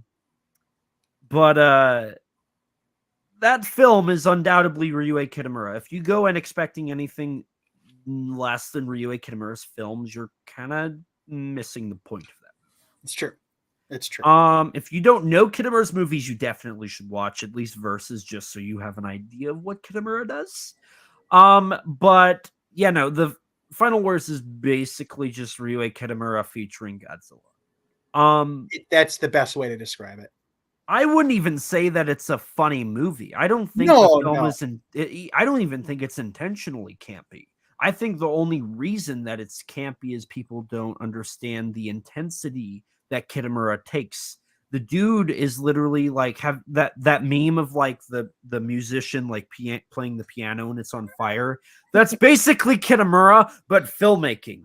I mean his production company's called Napalm Films. Like like Boom. that's literally like he in an interview he said that the reason he named it was if you get in my way, you're going to be blown up. Even his interviews are made of napalm, apparently. So No, like you're right. You're completely right. Like he's the only reason I think I used the word silly, and that's only in comparison to the other Millennium films, Right. because and that's really only what I meant by that. It's not a funny movie. Like it's got some funny like kind of moments where you laugh along with it, but it's not a comedy, and it's not like so bad it's good or like trying to be like that at all. It's just it's an auteur film, you know. Right. It could have only come from one brain. And when you look at that film in comparison to the Kajiu films and GMK, like not only is it tonally stylistically on a different planet, but it has a lot more of those kind of just fun, you know, silly-esque Showa vibes to it. Mhm. But even then it's just because the guy was such a nut, you Right. know. And to that, I firmly believe that. I mean, in Final Wars, Kitamura and I've mentioned this before. Kitamura left a line that I'm gonna quote the English dub because I know that better than the subtitled version, and that's long before you were born, Kinta, man did terrible things. They made Godzilla angry. And then Kinta says, terrible things. And he says, you're too young to understand, boy. You see, I think I did it backwards, but it continues and he says, man made a huge fire and burned everything in existence. And that is why Godzilla cannot forgive mankind. I love that part. And that line is very intentional. Out of everything Kitamura cut, he did not cut that scene, and that slows the whole movie down. And Kitamura very clearly put that in there simply because that is the idea of Godzilla. Godzilla will not forgive mankind because of the huge fire that we create. As told to a child, you know, like put in the most simple possible way you could explain it to a child. That scene in a very, you know, crazy movie gave me chills, because it was like, that's at the core of everything, isn't it? That's it. Like that's Godzilla. That's why he's here. And after 50 years and at the time 28 Japanese movies, the idea that Godzilla has the idea is that Godzilla's been doing this for so long because he is holding a grudge, because he is not capable of forgiveness based on what was done to him and what was done to, you know, like, you know, it's not really explained in that. Like, is he mad on his own behalf? Is he mad on the planet's behalf?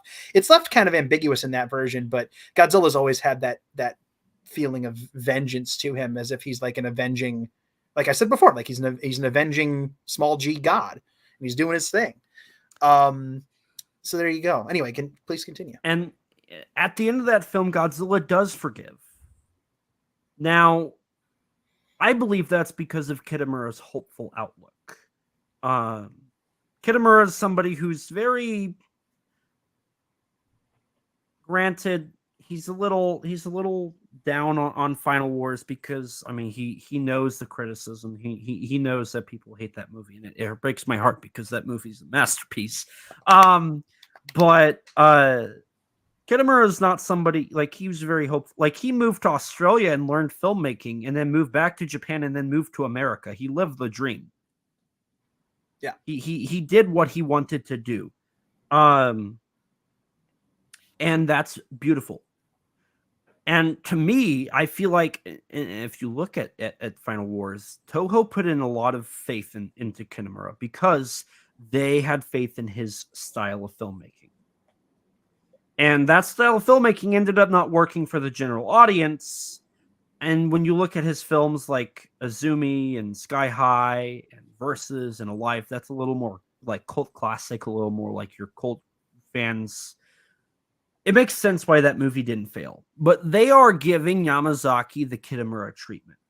They're giving him exactly what, Kitamura had back in 2004, except now we have Takashi Yamazaki.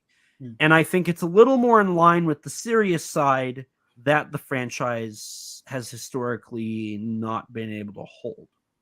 And I don't remember where this was, but I remember in an interview, like some representative of Toho, it might have been Ichikawa-san, said that they will let any filmmaker, like if they're working on a Godzilla movie, they can use whatever monster they want. They can do whatever. We give them that freedom.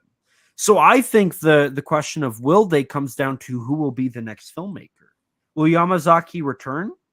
It's not, it's not for certain. Yamazaki has done sequels. He's done, threequels. Like he's done a third film in a trilogy before. Maybe he does come back. Maybe he does do a third. Maybe he does Godzilla Minus One, Godzilla Minus Two, Godzilla Minus Three. We don't know. But what we do know is Yamazaki is willing to do that. And based off of my experience with his sequels, they're going to be maybe a little more action-packed, but still very well done. Still very amazing. Maybe they bring somebody else in. Yoshikazu Ishii. Just filmmakers like looking for jobs, like off the top of my head, boom. Ishii-san. Would be more hopeful. He would be a little more hopeful. He'd be a little more lighthearted, a little more, let's, make let's bring people together. That's going to be the metaphor of his film is let's bring people together. But let's have a lighthearted, happy, movie that brings people joy. God, who else? Now you're Takashi Miike. Miike would do a dark but fun, exciting movie. It would be more in lines with Kitamura, but Miike-san would definitely keep it dark, but it'd be insane like Kitamura. Mm-hmm. It'd be a little closer to Kitamura than Yamazaki, that's for sure. If they let Miike have a crack at it. Oh man, who the heck else? Those names kind of pop up, but it genuinely depends on I don't think Toho has any say on whether it's serious or not at this point. I think they've reached to a point with Godzilla where they want artists' renditions and see what works and see what they can do to continue the franchise. Now, with Shin Godzilla, they couldn't create a bigger franchise. I think with Minus One, they've left that door a little more open. Yamazaki has done stuff like that to help create this, this franchise, this IP. He works in IPs. That's his specialty, is IP work. So, we could see a sequel. We could see maybe somebody else picks it up. Maybe somebody else comes in and continues the work of Minus One. Now, I think Godzilla inherently has to have that camp, that insanity, that silliness to it. However you want to define it. I define it as camp. I define it as insanity. Because in Japanese properties, that is something you see a little more of. For us, it's a little more crazy. But in the eyes of Japanese audiences, I think there's what is that infamous Japanese horror movie that's like Into the Woods or Lost in the Woods with the giant face? Oh, it's Danny. You know what I'm talking about. Hang on a second. When you said infamous Japanese horror movie, I almost just yelled house really loud, but clearly that's not. Giant face. I didn't think my Sunday would end with me just kind of saying the word giant face over and over again in my kitchen, but that's fine. Death Forest. What now? Death Forest. Death That's what it's Forest. called. Okay, I would not have remembered that. It looks crazy. It's let me see if I can just show. So if you've seen this face Ah, before. Oh don't dear. look, kids. Wow. Um Well, I didn't need to sleep tonight. That's fine. It's That's okay. fine. that's Lord. like the face of a giant like monster head, if I remember correctly, in Ugh. a horror movie. Now it looks kind of creepy, but it also looks a little like, if you can imagine like that face in a movie, it sounds kind of goofy. I mean, if you like in a movie, it's like, okay, so the best way to describe that would be in oh god, like No, get it. No. you know, it looks like if you twist it a little bit, made it look a little cheaper, it would look like something that, like if somebody made like a really bad like analog horror kind of thing, and then had like a random spooky face pop up as like a really cheap jump scare with like a sound going over it, like haha, I'm 14 and I made you laugh, like that's what that, like a little bit, but that's not scary. That's spooky. What you just showed me is spooky. It's spooky, but it also could look like, if you think about it, they could look Yeah. absolutely ludicrous, right? Um, But there's something spooky about stuff. There is something spooky, that. right? Yeah. But for a lot of audiences, that stuff's kind of like, oh god, like looks. What are we looking at? Creepypasta stuff, you know. But Yeah. in the in a Japanese sense, some of that looks kind of kooky and funny to us, that's not really spoopy, is actually kind of it's really spoopy for them. Super spooky. Super spoopy. I saw a tweet recently where it's like, oh god, look at these awful cheap Japanese horror movies, and then somebody in the replies said, you didn't grow up there. This stuff is horrifying. Like, you didn't grow up with those stories and whatnots. The long-necked woman, that isn't necessarily a spooky yokai, but if you know the stories, like, that could immediately turn into a very horrifying like situation. Most yokai fall into that category because if you take them out of their context and put them in American, like, I don't know, like you see a picture online somewhere, you might look at the Rokurokubi, the snake-necked woman, or my personal favorite yokai, the Karakasa, the umbrella ghost, which is literally just an umbrella. If you don't, anybody out there doesn't know what I'm talking about, it's literally just a Japanese paper parasol with, like, depending on the depiction, either a face or just one eye, a big stupid tongue, and instead of a handle, he's got a human leg wearing a gaita sandal and two dangly arms. It's silly looking, but if you know the stories, I mentioned that's a kind of Tsukumagami. I was talking about that earlier. Imagine, okay, here's how I'll say this. If you looked at a picture of just like an umbrella with a face, you might laugh. But if a bunch of them stampeded through your village as a child, or somebody as a kid told you a story about how you better be good or the umbrellas are going to lick you to death, yeah, you'd probably be a little bit more spooked. Horror is very much contingent and reliant on the culture in which those stories are told. And outside of Japan, some people might look at like a pale-faced girl with long black hair and be like, it's just a child with long hair. That's not scary. You put that in Japan and it's like, no.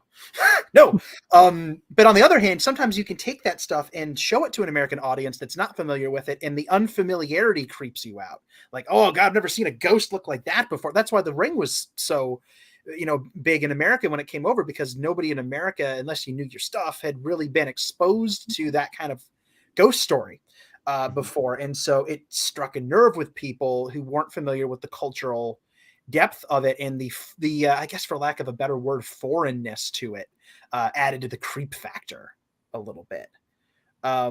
Actually, okay, so this is a really good point here. This is actually a really good point.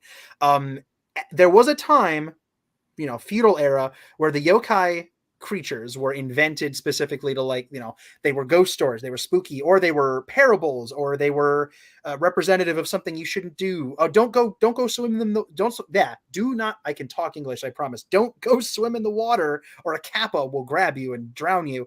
And that in effect protects children. Like, they've made a monster out of drowning The fear of drowning, that weird thing you hear in the forest. Now there's a monster associated with it. But nowadays yokai are not seen as like figures of horror. Right. That is 100% true. They're caricatured now. They're basically like mascots. They're silly. They have kind of a they have kind of a cutesy appeal to them, and a lot of that is down to the popularity of Gegege no Kitaro in the 60s.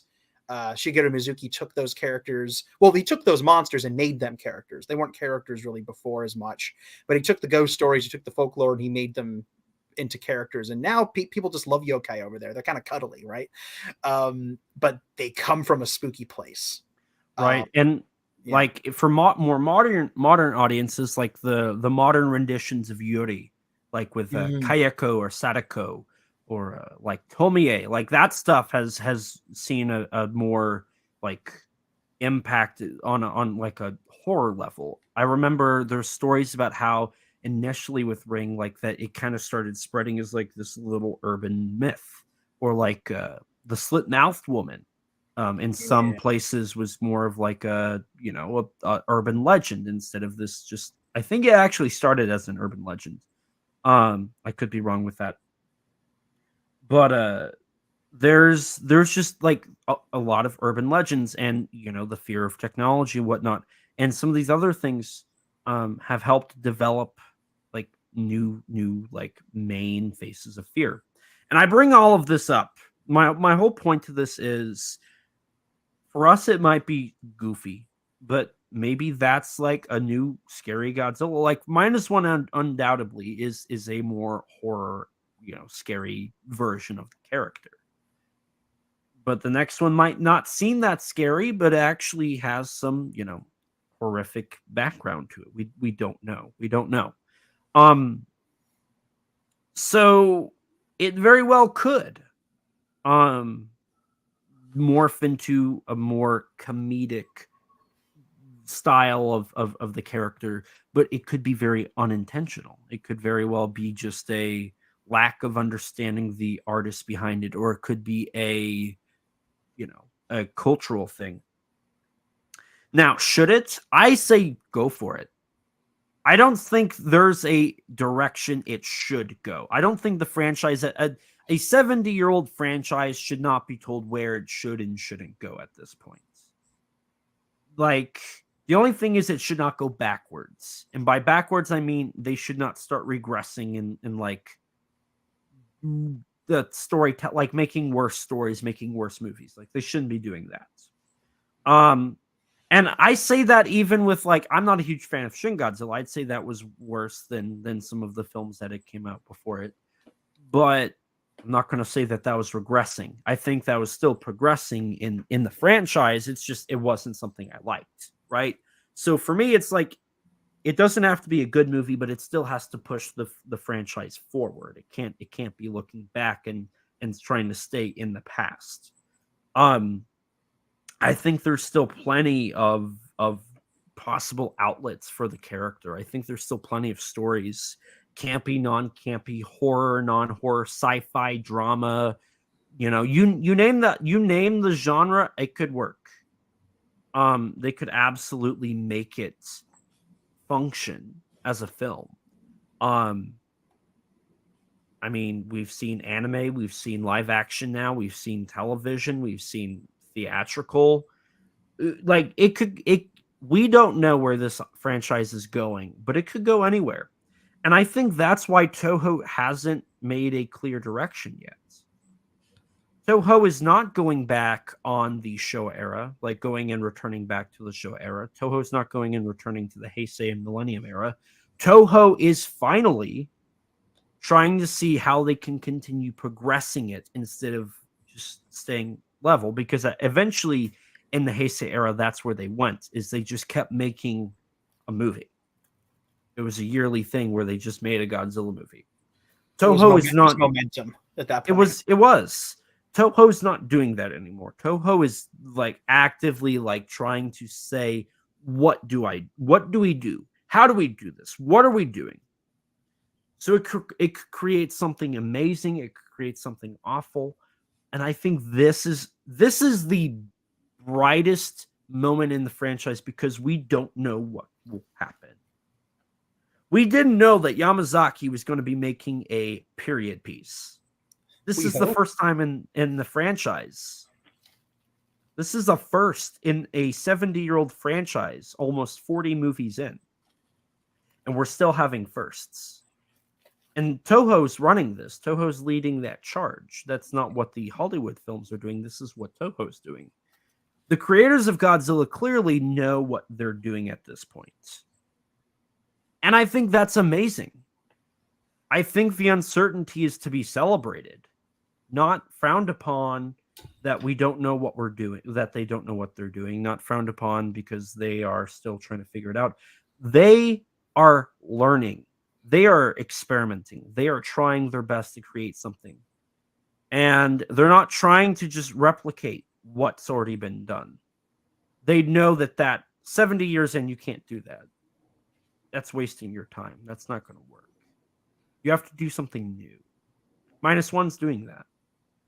The next film could do that too. We don't know. And I think that's one of the coolest parts about this franchise right now. I think so too. I think that the unknown is to be. We got to relish it while it's happening. This is exciting times because instead of Toho trying to figure out what to do with the franchise and not doing things, they're trying to figure out what to do with the franchise, and they are doing things. They are experimenting. I mean, look at how varied the last 7 years worth of Godzilla has been in Japan. Like the number of films hasn't been a yearly thing, because they've been, like I said before, like Showa, they made a movie with a few exceptions every year, and it started to veer into that goofiness a little bit, and which is good. I'm not gonna come. I love those films. Same with Heisei. It was all about the momentum for a while, and in order to get that bigger audience, you got to start toning down the dark stuff and leveling up the I guess I hate to even phrase it like, a kiddie stuff. I don't want to say it like that, but just try to make them a little bit more have more mass appeal. And when you do that, you kind of lose the ability to say important things. You still can, but when you're making things that fast and you're pumping these things out, it starts to become less about that. And I adore all the Heisei films to death. It's just a different way of doing it, but they put the brakes on for contractual reasons, but also for other reasons when they did After Shin. And they have since experimented with anime and puppet shows and, chibi children's books and, Hollywood stuff. And now they're giving auteurs the ability to step in and make these films and do these crazy cool things. And theme park rides and attractions, and they're doing one of which Yamazaki worked on, of course. So there's just so much, and I have really felt the inherent eclecticism of Godzilla the last few years more than I think I ever have. Just between 2014 and now, if you want to go back that far, you can absolutely see all of the different things being played with. We've had Puppet Godzilla, we've had Fukushima Daiichi Godzilla, we've had future hard sci-fi plant Godzilla. We've had good, bad, not quality ones, but like good Godzilla. Oh yeah, ugly Godzillas, beautiful Godzillas. They're all beautiful. Oh, Godzillas are beautiful. Yes, all of them are beautiful. Come on, Elijah. We don't. Come on, we're better than that here. But it's true. Like the eclectic. Okay, fine, Elijah. Some of us are better. I'm just kidding. No. I love that eclecticism, and I love that they're experimenting, and I love that they're trying new things, and it really feels like they're trying to whittle the formula down. Right? They're trying to see, okay, this really worked. But it's not like Shin is not franchise material. It was a singular statement film from two incredibly creative dudes. Again, a movie that could have only have existed in that time period and could have only come from those brains, right? Nobody else could have done that, written that script, that specific story, that specific, shot it in that way. And the same goes for Yamazaki, but in an entirely different way. And I think they're really trying to boil it down. And the fact that they put so much stock in this film's global success and its global exposure really says a lot about how confident they think this iteration, this direction might go. I think they're very confident in it, and that is only a good thing. That can only be a good thing. Fantastic. And with that, gentlemen, we have reached the end of our discussion. Unless you have any final thoughts on Godzilla Minus One. Well, we both have thoughts. Well, you guys have some thoughts. No, I think we've rambled quite enough. Anything? What do you want to say there, Elijah? I will just add one last thing because we haven't talked about this, and I think this is arguably one of the most important aspects of this film and its importance to the franchise as a whole. The global scope of this film. I wasn't sure we talked about that yet. So I'm going to relate this kind of back to, because I would argue the last 3 Toho films have been R2 work. Final Wars, Shin, and Minus One are all very artistic. They're all very independent of the franchise. Now, the difference is Final Wars, they attempted to do what they're doing with Minus One, with a global impact. They went and filmed in other countries. They had other teams working on this. They had Americans work on it. They had an American actor. The guy who did the Spider-Man logos ended up doing, Final Wars, and you had an American composer, and Kitamura was hailed as somebody who was very Western with his ideals of filmmaking and whatnot. Final Wars was an attempt to bring Godzilla to the global markets, and they lost like millions of yen. The movie bombed. Like, that's probably the biggest bomb in the franchise. It might be. I mean, that one, Terror of Mechagodzilla was was pretty bad. Pretty bad, but not the film. The film is amazing. But the box office was not great. Megalon, not so hot. Megaguirus, not so hot. But those were all made for, I think Final Wars up until Shin was the most expensive Godzilla film. Oh, Final Wars was the most expensive one. So in terms of profit, it lost the most profit because they took a hit on that film. Whereas the rest, I think, either turned even or toy sales made up for a lot of it, but I think Final Wars was such a huge loss that didn't make up. That didn't save it. The only possible exceptions, and Kasaibo in the comments just mentioned this, was the anime films, but I don't count those because they weren't supposed to be theatrical films. They were thrown into theaters. They made their money back. Yeah, before even hitting.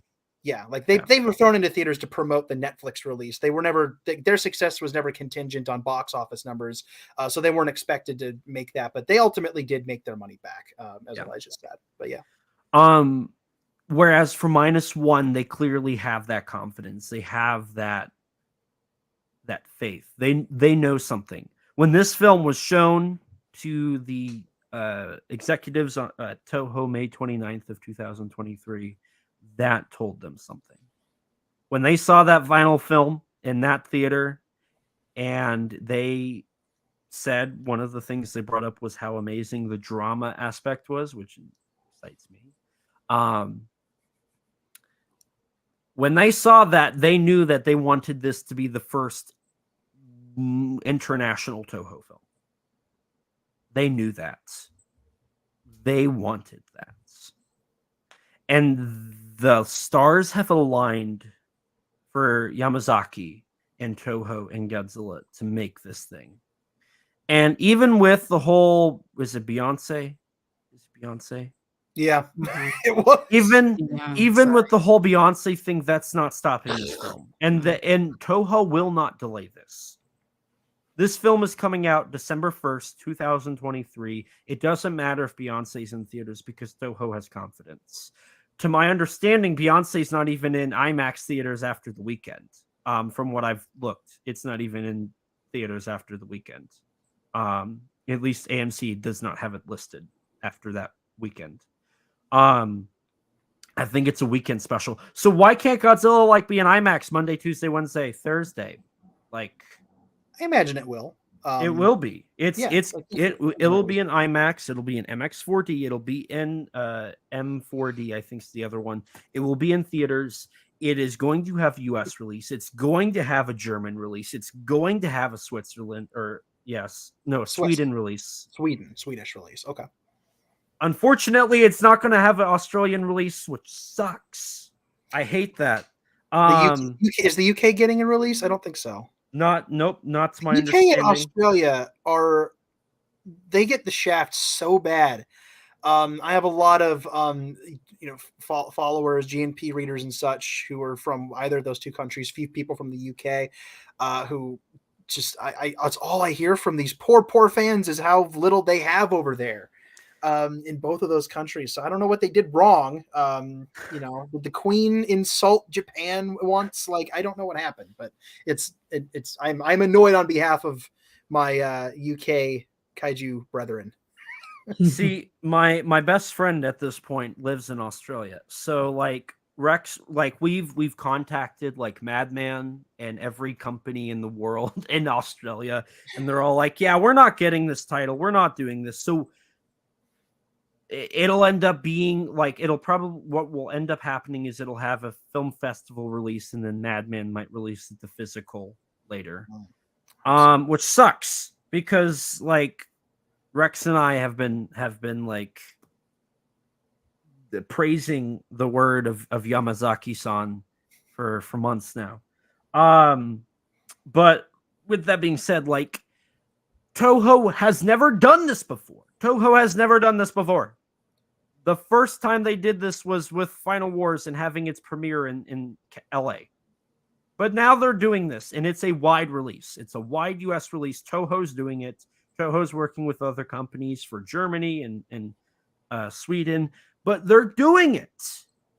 This has never happened before. No middleman.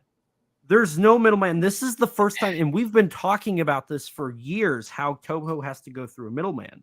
Toho's not going through a middleman. That is so much bigger. Insane. It is insane. It's so much bigger than a lot of people, I think, give it credit. Look back on the history of the Godzilla franchise, from Embassy to Warner Brothers to Universal to AIP to UPA to Cinema Shares to New World to TriStar / Sony to Funimation to Netflix. My God, did I just name them all? Did I miss one? Yeah. I missed a couple small ones. Walter Reed. You missed Walter Reed. Walter Reed. Thank you. Walter Reed. Okay. Like 3 people in the audience are like, you missed Walter Reed, you nerd. Where are my Walter Reed fans? But yeah, so yeah, what up? But all of the films have had Toho working with a second party to get them into theaters and or on home video. Including Fathom. I mean, if we're talking strictly theatrical here, they had to work with Fathom. They didn't just work with Funimation for Shin, they worked with Fathom. And this isn't a limited edition Fathom release either. This isn't showing 3 days and then it's going away forever. This is like Toho is working with approximately no one like in America to release these things. They didn't go to a Roger Corman or a Sam Arkoff or a Nicholson or any of those guys. They didn't go to Walter Reed. Got to throw that in there now. They didn't go to Cinema Shares. They didn't go to TriStar, Sony. They didn't do that. They I forgot about HBO and Echo Bridge. No, never mind. Doesn't matter. Rabbit hole. Miramax. They didn't do that. Miramax, thank you. That's home video. This I can tell my brain has officially turned off as I made that mistake, which nobody except Elijah would have probably caught. But like, okay, I'm repeating myself here, but it's amazing that this is happening. They have always needed to have that other entity there to help with the US distribution, and a lot of times, especially in the old days, those folks would handle the dubbing. Right. And they would handle the creation of the marketing material, the posters and the trailers and all that stuff. They're doing it all themselves. That is unprecedented for the 37th film in a franchise that is going to hit 70 years old in 13 months. That's crazy. That's crazy. And I can't get over that. That might be the coolest part of this whole thing, just from like a film nerd standpoint. That is unprecedented. And when I say it speaks volumes, I mean it speaks friggin' volumes about the confidence involved here. It speaks volumes about how confident this is the film that Toho has pinned all their dreams on to break Godzilla into the mainstream outside of American produced films. Like, no, we're doing it ourselves. We don't need them. We're not doing that. We don't need an American company involved. We're doing it ourselves. And Elijah and I have talked about this for hours and hours and hours and hours off podcasts, but we both think that this is something Toho, like this feels like the culmination of something Toho has been working toward for a very, very long time. And that is huge. And in a way, it's funny because this is Godzilla going back to his roots, literally. And it almost feels like this could be the beginning of a rebuilding. Like starting from the ground, starting from the base and building up a new idea, this new idea of Godzilla being not a Japanese IP, but an international IP. I mean, and it's amazing. Like if the fact that we can say that we're going to see a Japanese Godzilla movie, wide released in US theaters, less than a month after it came out in Japan, would have never been that would have been, if you said that on a forum, in a Facebook group, on a social media site 10 years ago from today, you would have been laughed at and said, you're crazy. That's never happening. Yeah, you would have lost. And here we are. We're here. 10 years ago, we would have said that that's crazy, and now we're here. That is more than remarkable. That's more than amazing. That's unfathomable. Literally, no fathom events involved. Yeah, I set you up for that. I'm happy you took it. Thank you. Yay. Thank you. The opportunity was there and it was taken. Very good. This is why I get invited onto streams. I don't date much, but I do get invited onto a lot of streams. Thank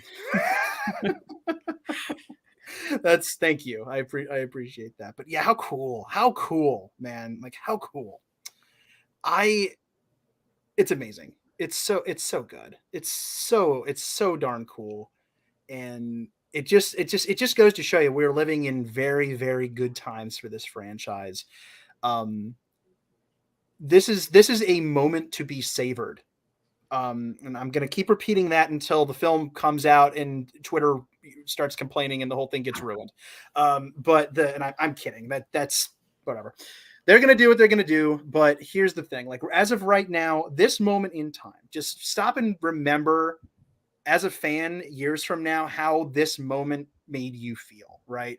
This build up to this thing. And the fact that, I mean, if I can go down the store, down to my mall and walk into an FYE and they have a Godzilla section there, I can get Godzilla brand ramen, for crying out loud. I mean, it's everywhere, and it's starting to pop up more. I found a Godzilla Hot Wheels at my local grocery store a couple months back. I mean, that's crazy. That's craziness.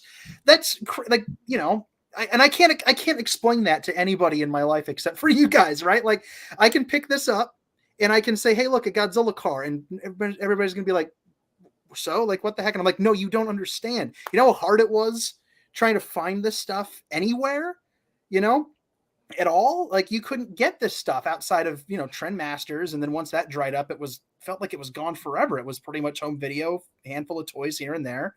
And there just wasn't that much. And now you can go and get a FYE and get a Godzilla doormat, for crying out loud. I mean, you can get Godzilla chocolate bars.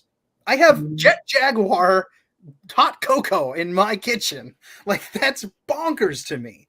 And that's just part of it. Just part of it. And Danny, you will love this callback. This reminds me of a line from a certain documentary.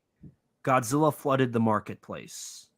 And then there's an intercut sequence of Godzilla merchandise with everything, and then showing an image of Godzilla at a car dealership. Music. I'm hearing the music. From whence came this crown prince? If anybody else Yes. gets what we're talking about, then you're next level. But Kim, do you remember the Godzilla rap we played for you and it horrified you and changed your life? Oh my God. Yeah. Okay, so that was at the beginning of a documentary, and that's what we're quoting. We're quoting that documentary, and the beginning of it has it's like, I don't know, like 9% of this documentary is actually about Godzilla. The rest of it's just not.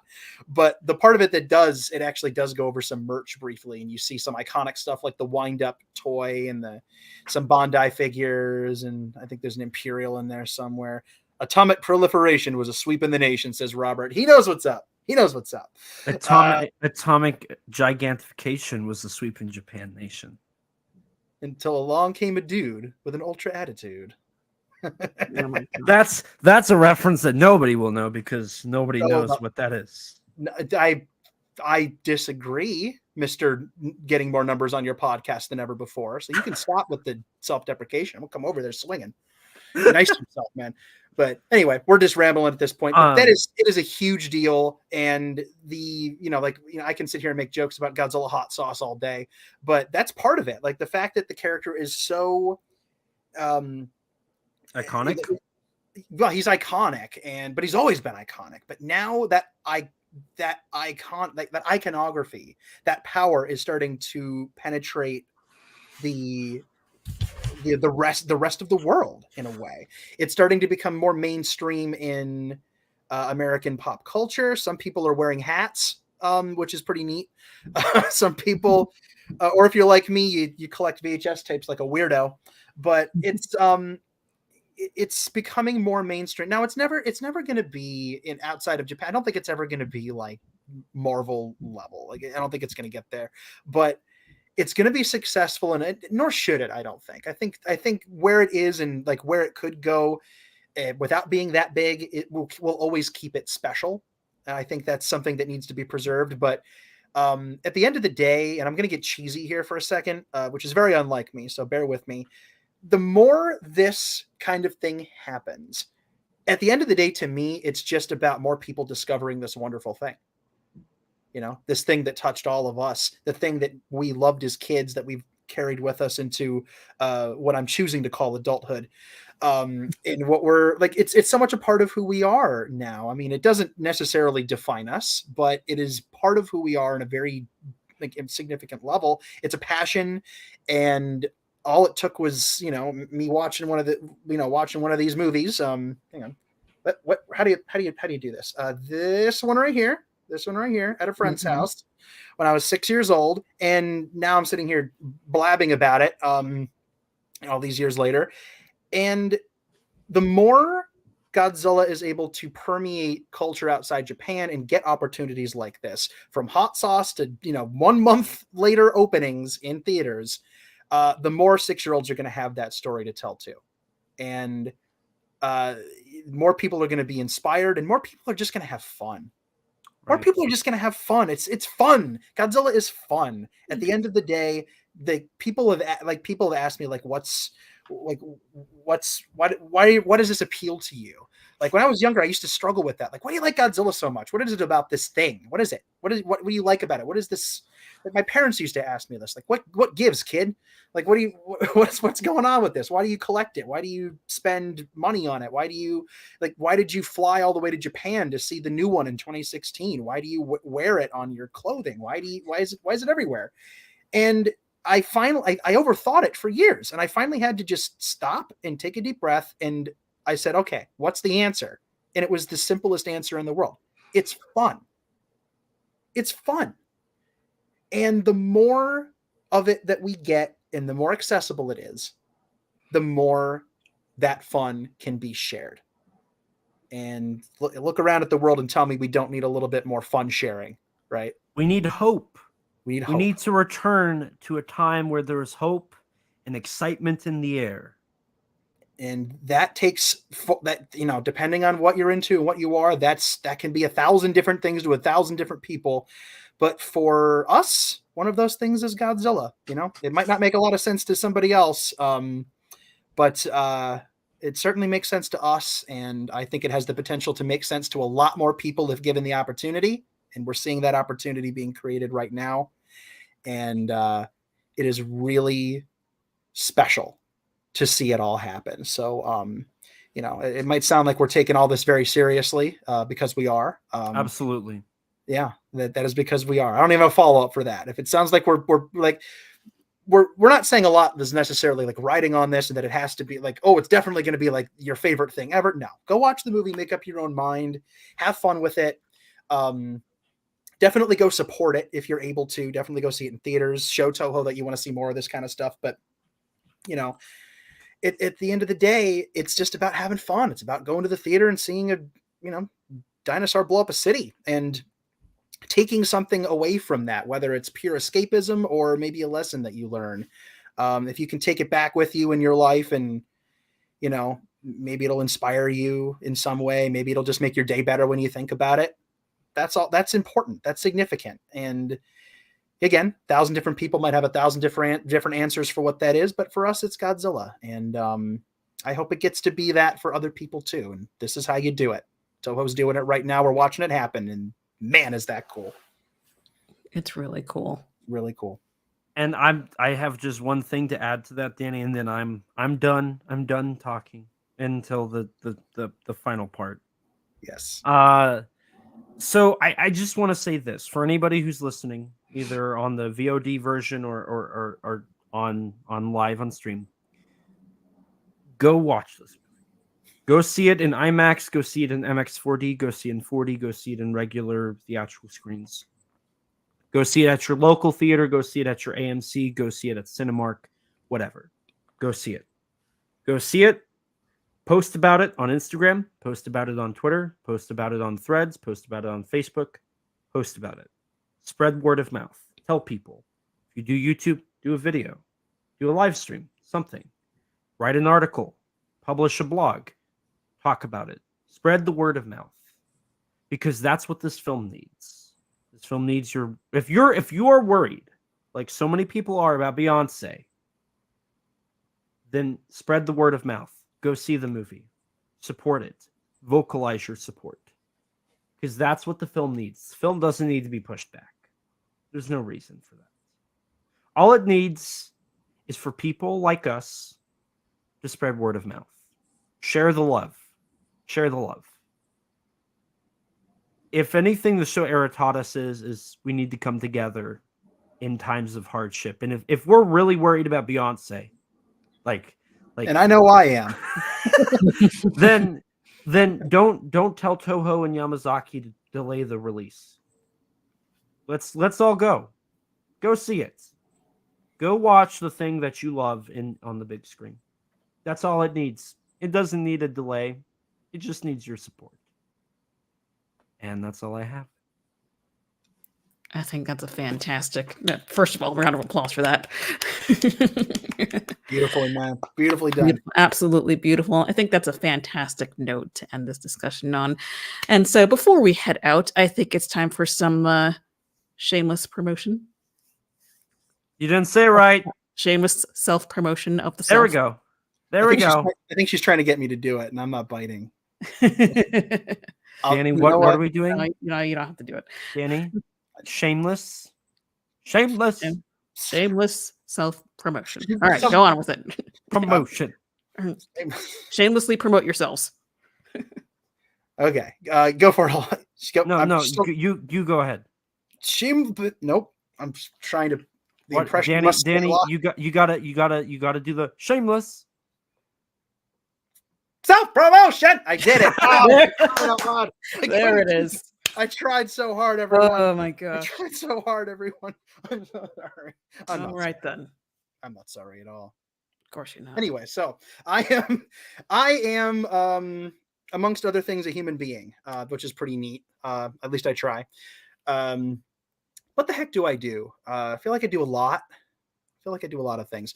What's with the face line? We are a person? What?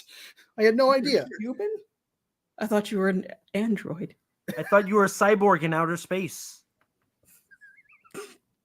Which is where space titanium comes from. I'm reliably informed. Is that from outer space? I think it's from outer space.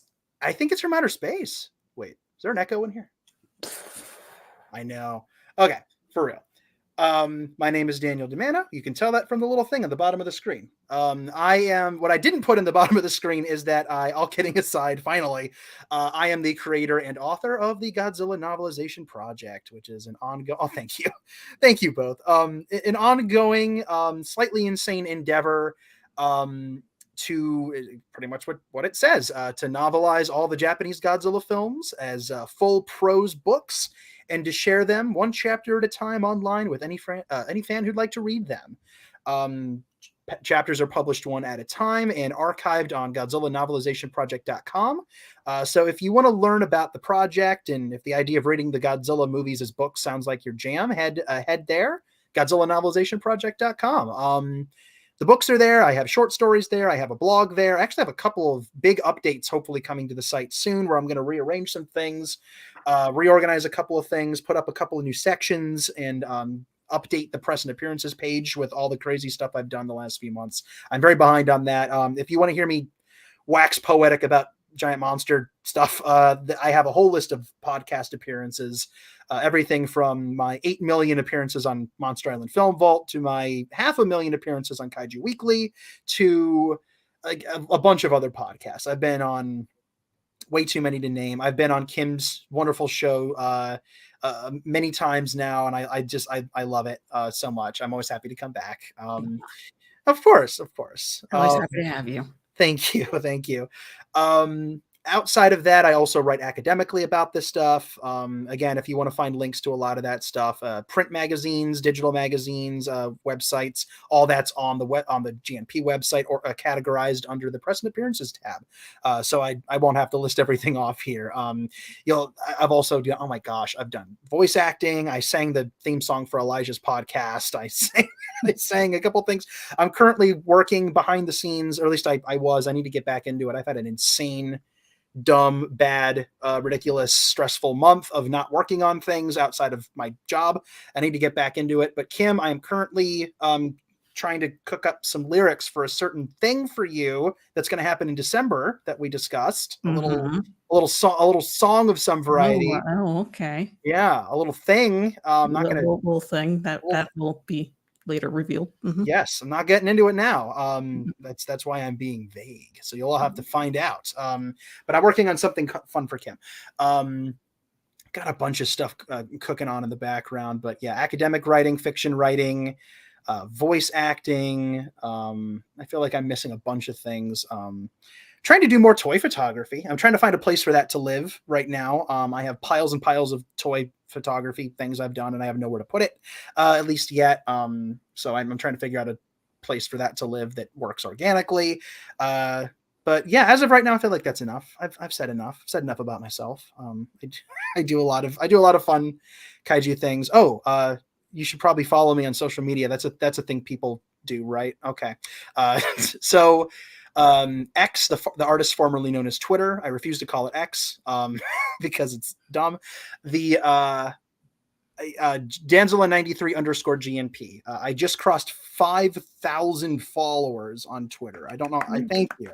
I don't know how that happened, but I did, and I'm proud of I'm legitimately proud of the very positive community I've been able to build up there. I don't, I take great pains to make it positive, family friendly, all that good stuff. So if you have little ones who like this stuff, the GNP does not have any bad stuff in it. They can read it. I keep everything clean. I have a Patreon. If you really like what you read, you can support me there. Just go to Patreon, type in Godzilla Novelization Project. You'll find me. You can follow me on Facebook, all that good stuff. Now I'm done. Elijah. You're done. Elijah. Speak. It is time. Yes, do it. Hello. My name is Elijah Thomas. Beautiful. Freaking masterpiece. All right. That was great. Thank you for tuning in, everyone. See you next I time. have a kaiju problem. Hi, Elijah. Hi, Elijah. That's my new thing for appearances. I act like this is a AA meeting, but it's KA. Your medallions. Kaiju Anonymous. Kaiju Anonymous. Did you destroy a city last weekend? Yes, I'm sorry. We're all here for you. And the shenanigans have begun already. Okay. Hi, I'm Elijah Thomas. I am the co-host of the podcast Kaiju Conversation, where if you liked me talking about Takashi Yamazaki, there is a whole month worth of episodes me talking about Takashi Yamazaki.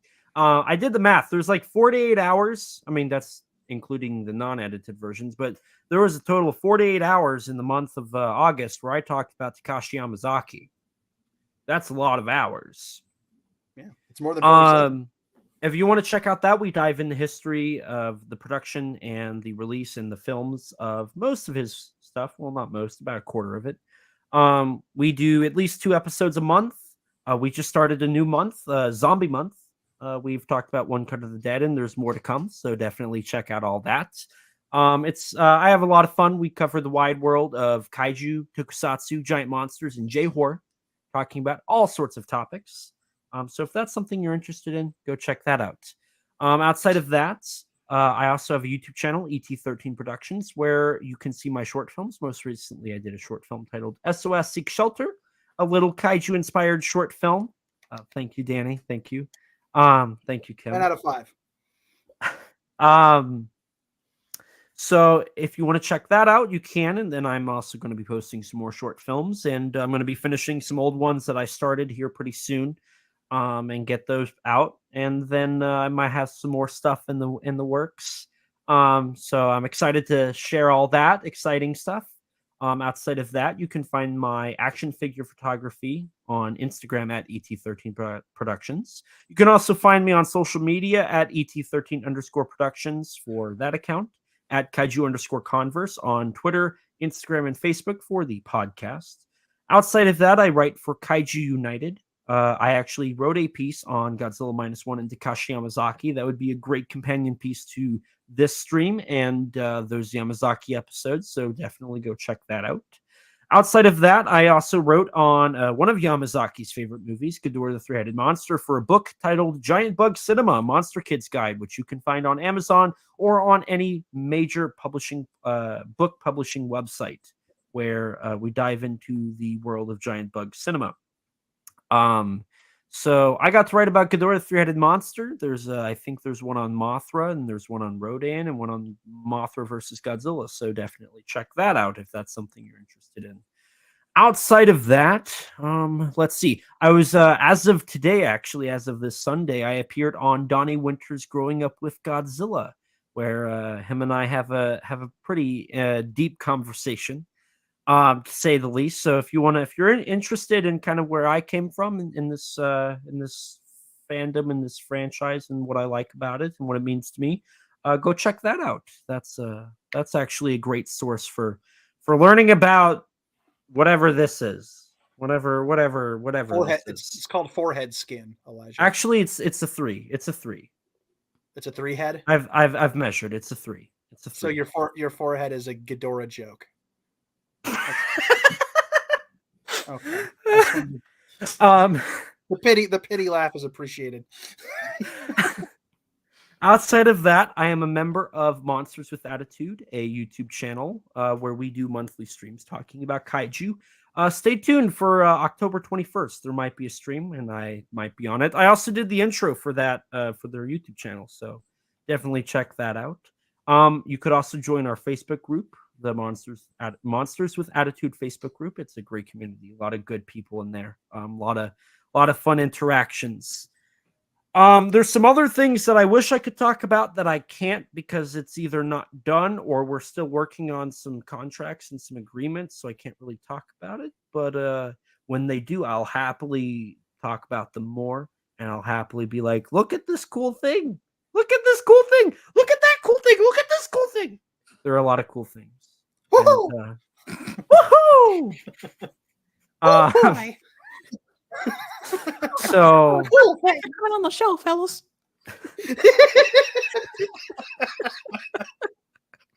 So you might be time. Time. Stay tuned for that stuff. You'll see that on my socials, if not on the 2 I linked on my personal one, which isn't too hard to find if you look in the right spots. And I think that's all I do. I think I'm like Danny. I do a lot, sometimes too much. That used to be my Twitter bio, and I still quote it all the time.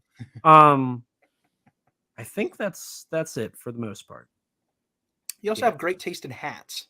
I do. Oh, I was also in a movie.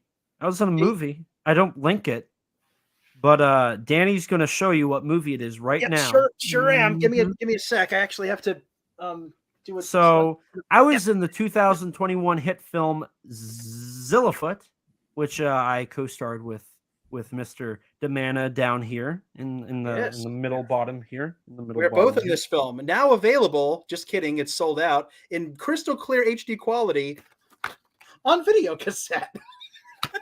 But it is still available on DVD and Blu-ray on srscinema.com or on any the DVD's available on most of your major retailers, Walmart, Best Buy, Amazon, and all that good jazz. So if you're looking for our names on the back, they're not. No. I thought for a second we might have had additional director because we were in it as actors, and then we both got credited as additional directors, even though my name was wrong in that. I was credited as my character's name instead of my real name. Whoops. In the opening credits. Whoops. But yes, if you are interested in seeing what I can without tooting my own horn say is the greatest kaiju film ever made, absolutely watch. I feel like you don't believe me. Look at these visual effects and tell me this isn't like this is almost as good as Tetsuo the Iron Man. It's almost as good as Godzilla Final Wars. It's better than 54. No, well, that one that's a shoe in. Absolutely. But look at that. It's got a copyright notice on it and everything, so you know it's legit, right? Totally. Right? It's legit. If it's copyrighted. It must be legit. It's legit, bruh. It's legit, bruh. I'm not okay. Zillafoot, yikes, Acno Goji. Now I will not have Zillafoot slander. I'll shove my Zillafoot up where the sun can't shine. I don't want to know what that means. And to you guys watching at home, thank you so much for watching. And thank you to my lovely, fantastic guests, Elijah, Danny. Thank you so much. It's been a pleasure. You can put that away, sir. No, I'm definitely putting it away. I have to go wash my hands after touching that. Oh my gosh. Thank you guys for watching. Don't forget to subscribe if you haven't already. Like the stream if you had a good time here today. Leave a comment down below. Let me know what you thought. If you hated it, I understand. It's fine. But yeah. That'll do it for tonight. See you next time. I don't know what is this that you're doing. Okay. Bye. I'm not sure. Bye, everybody.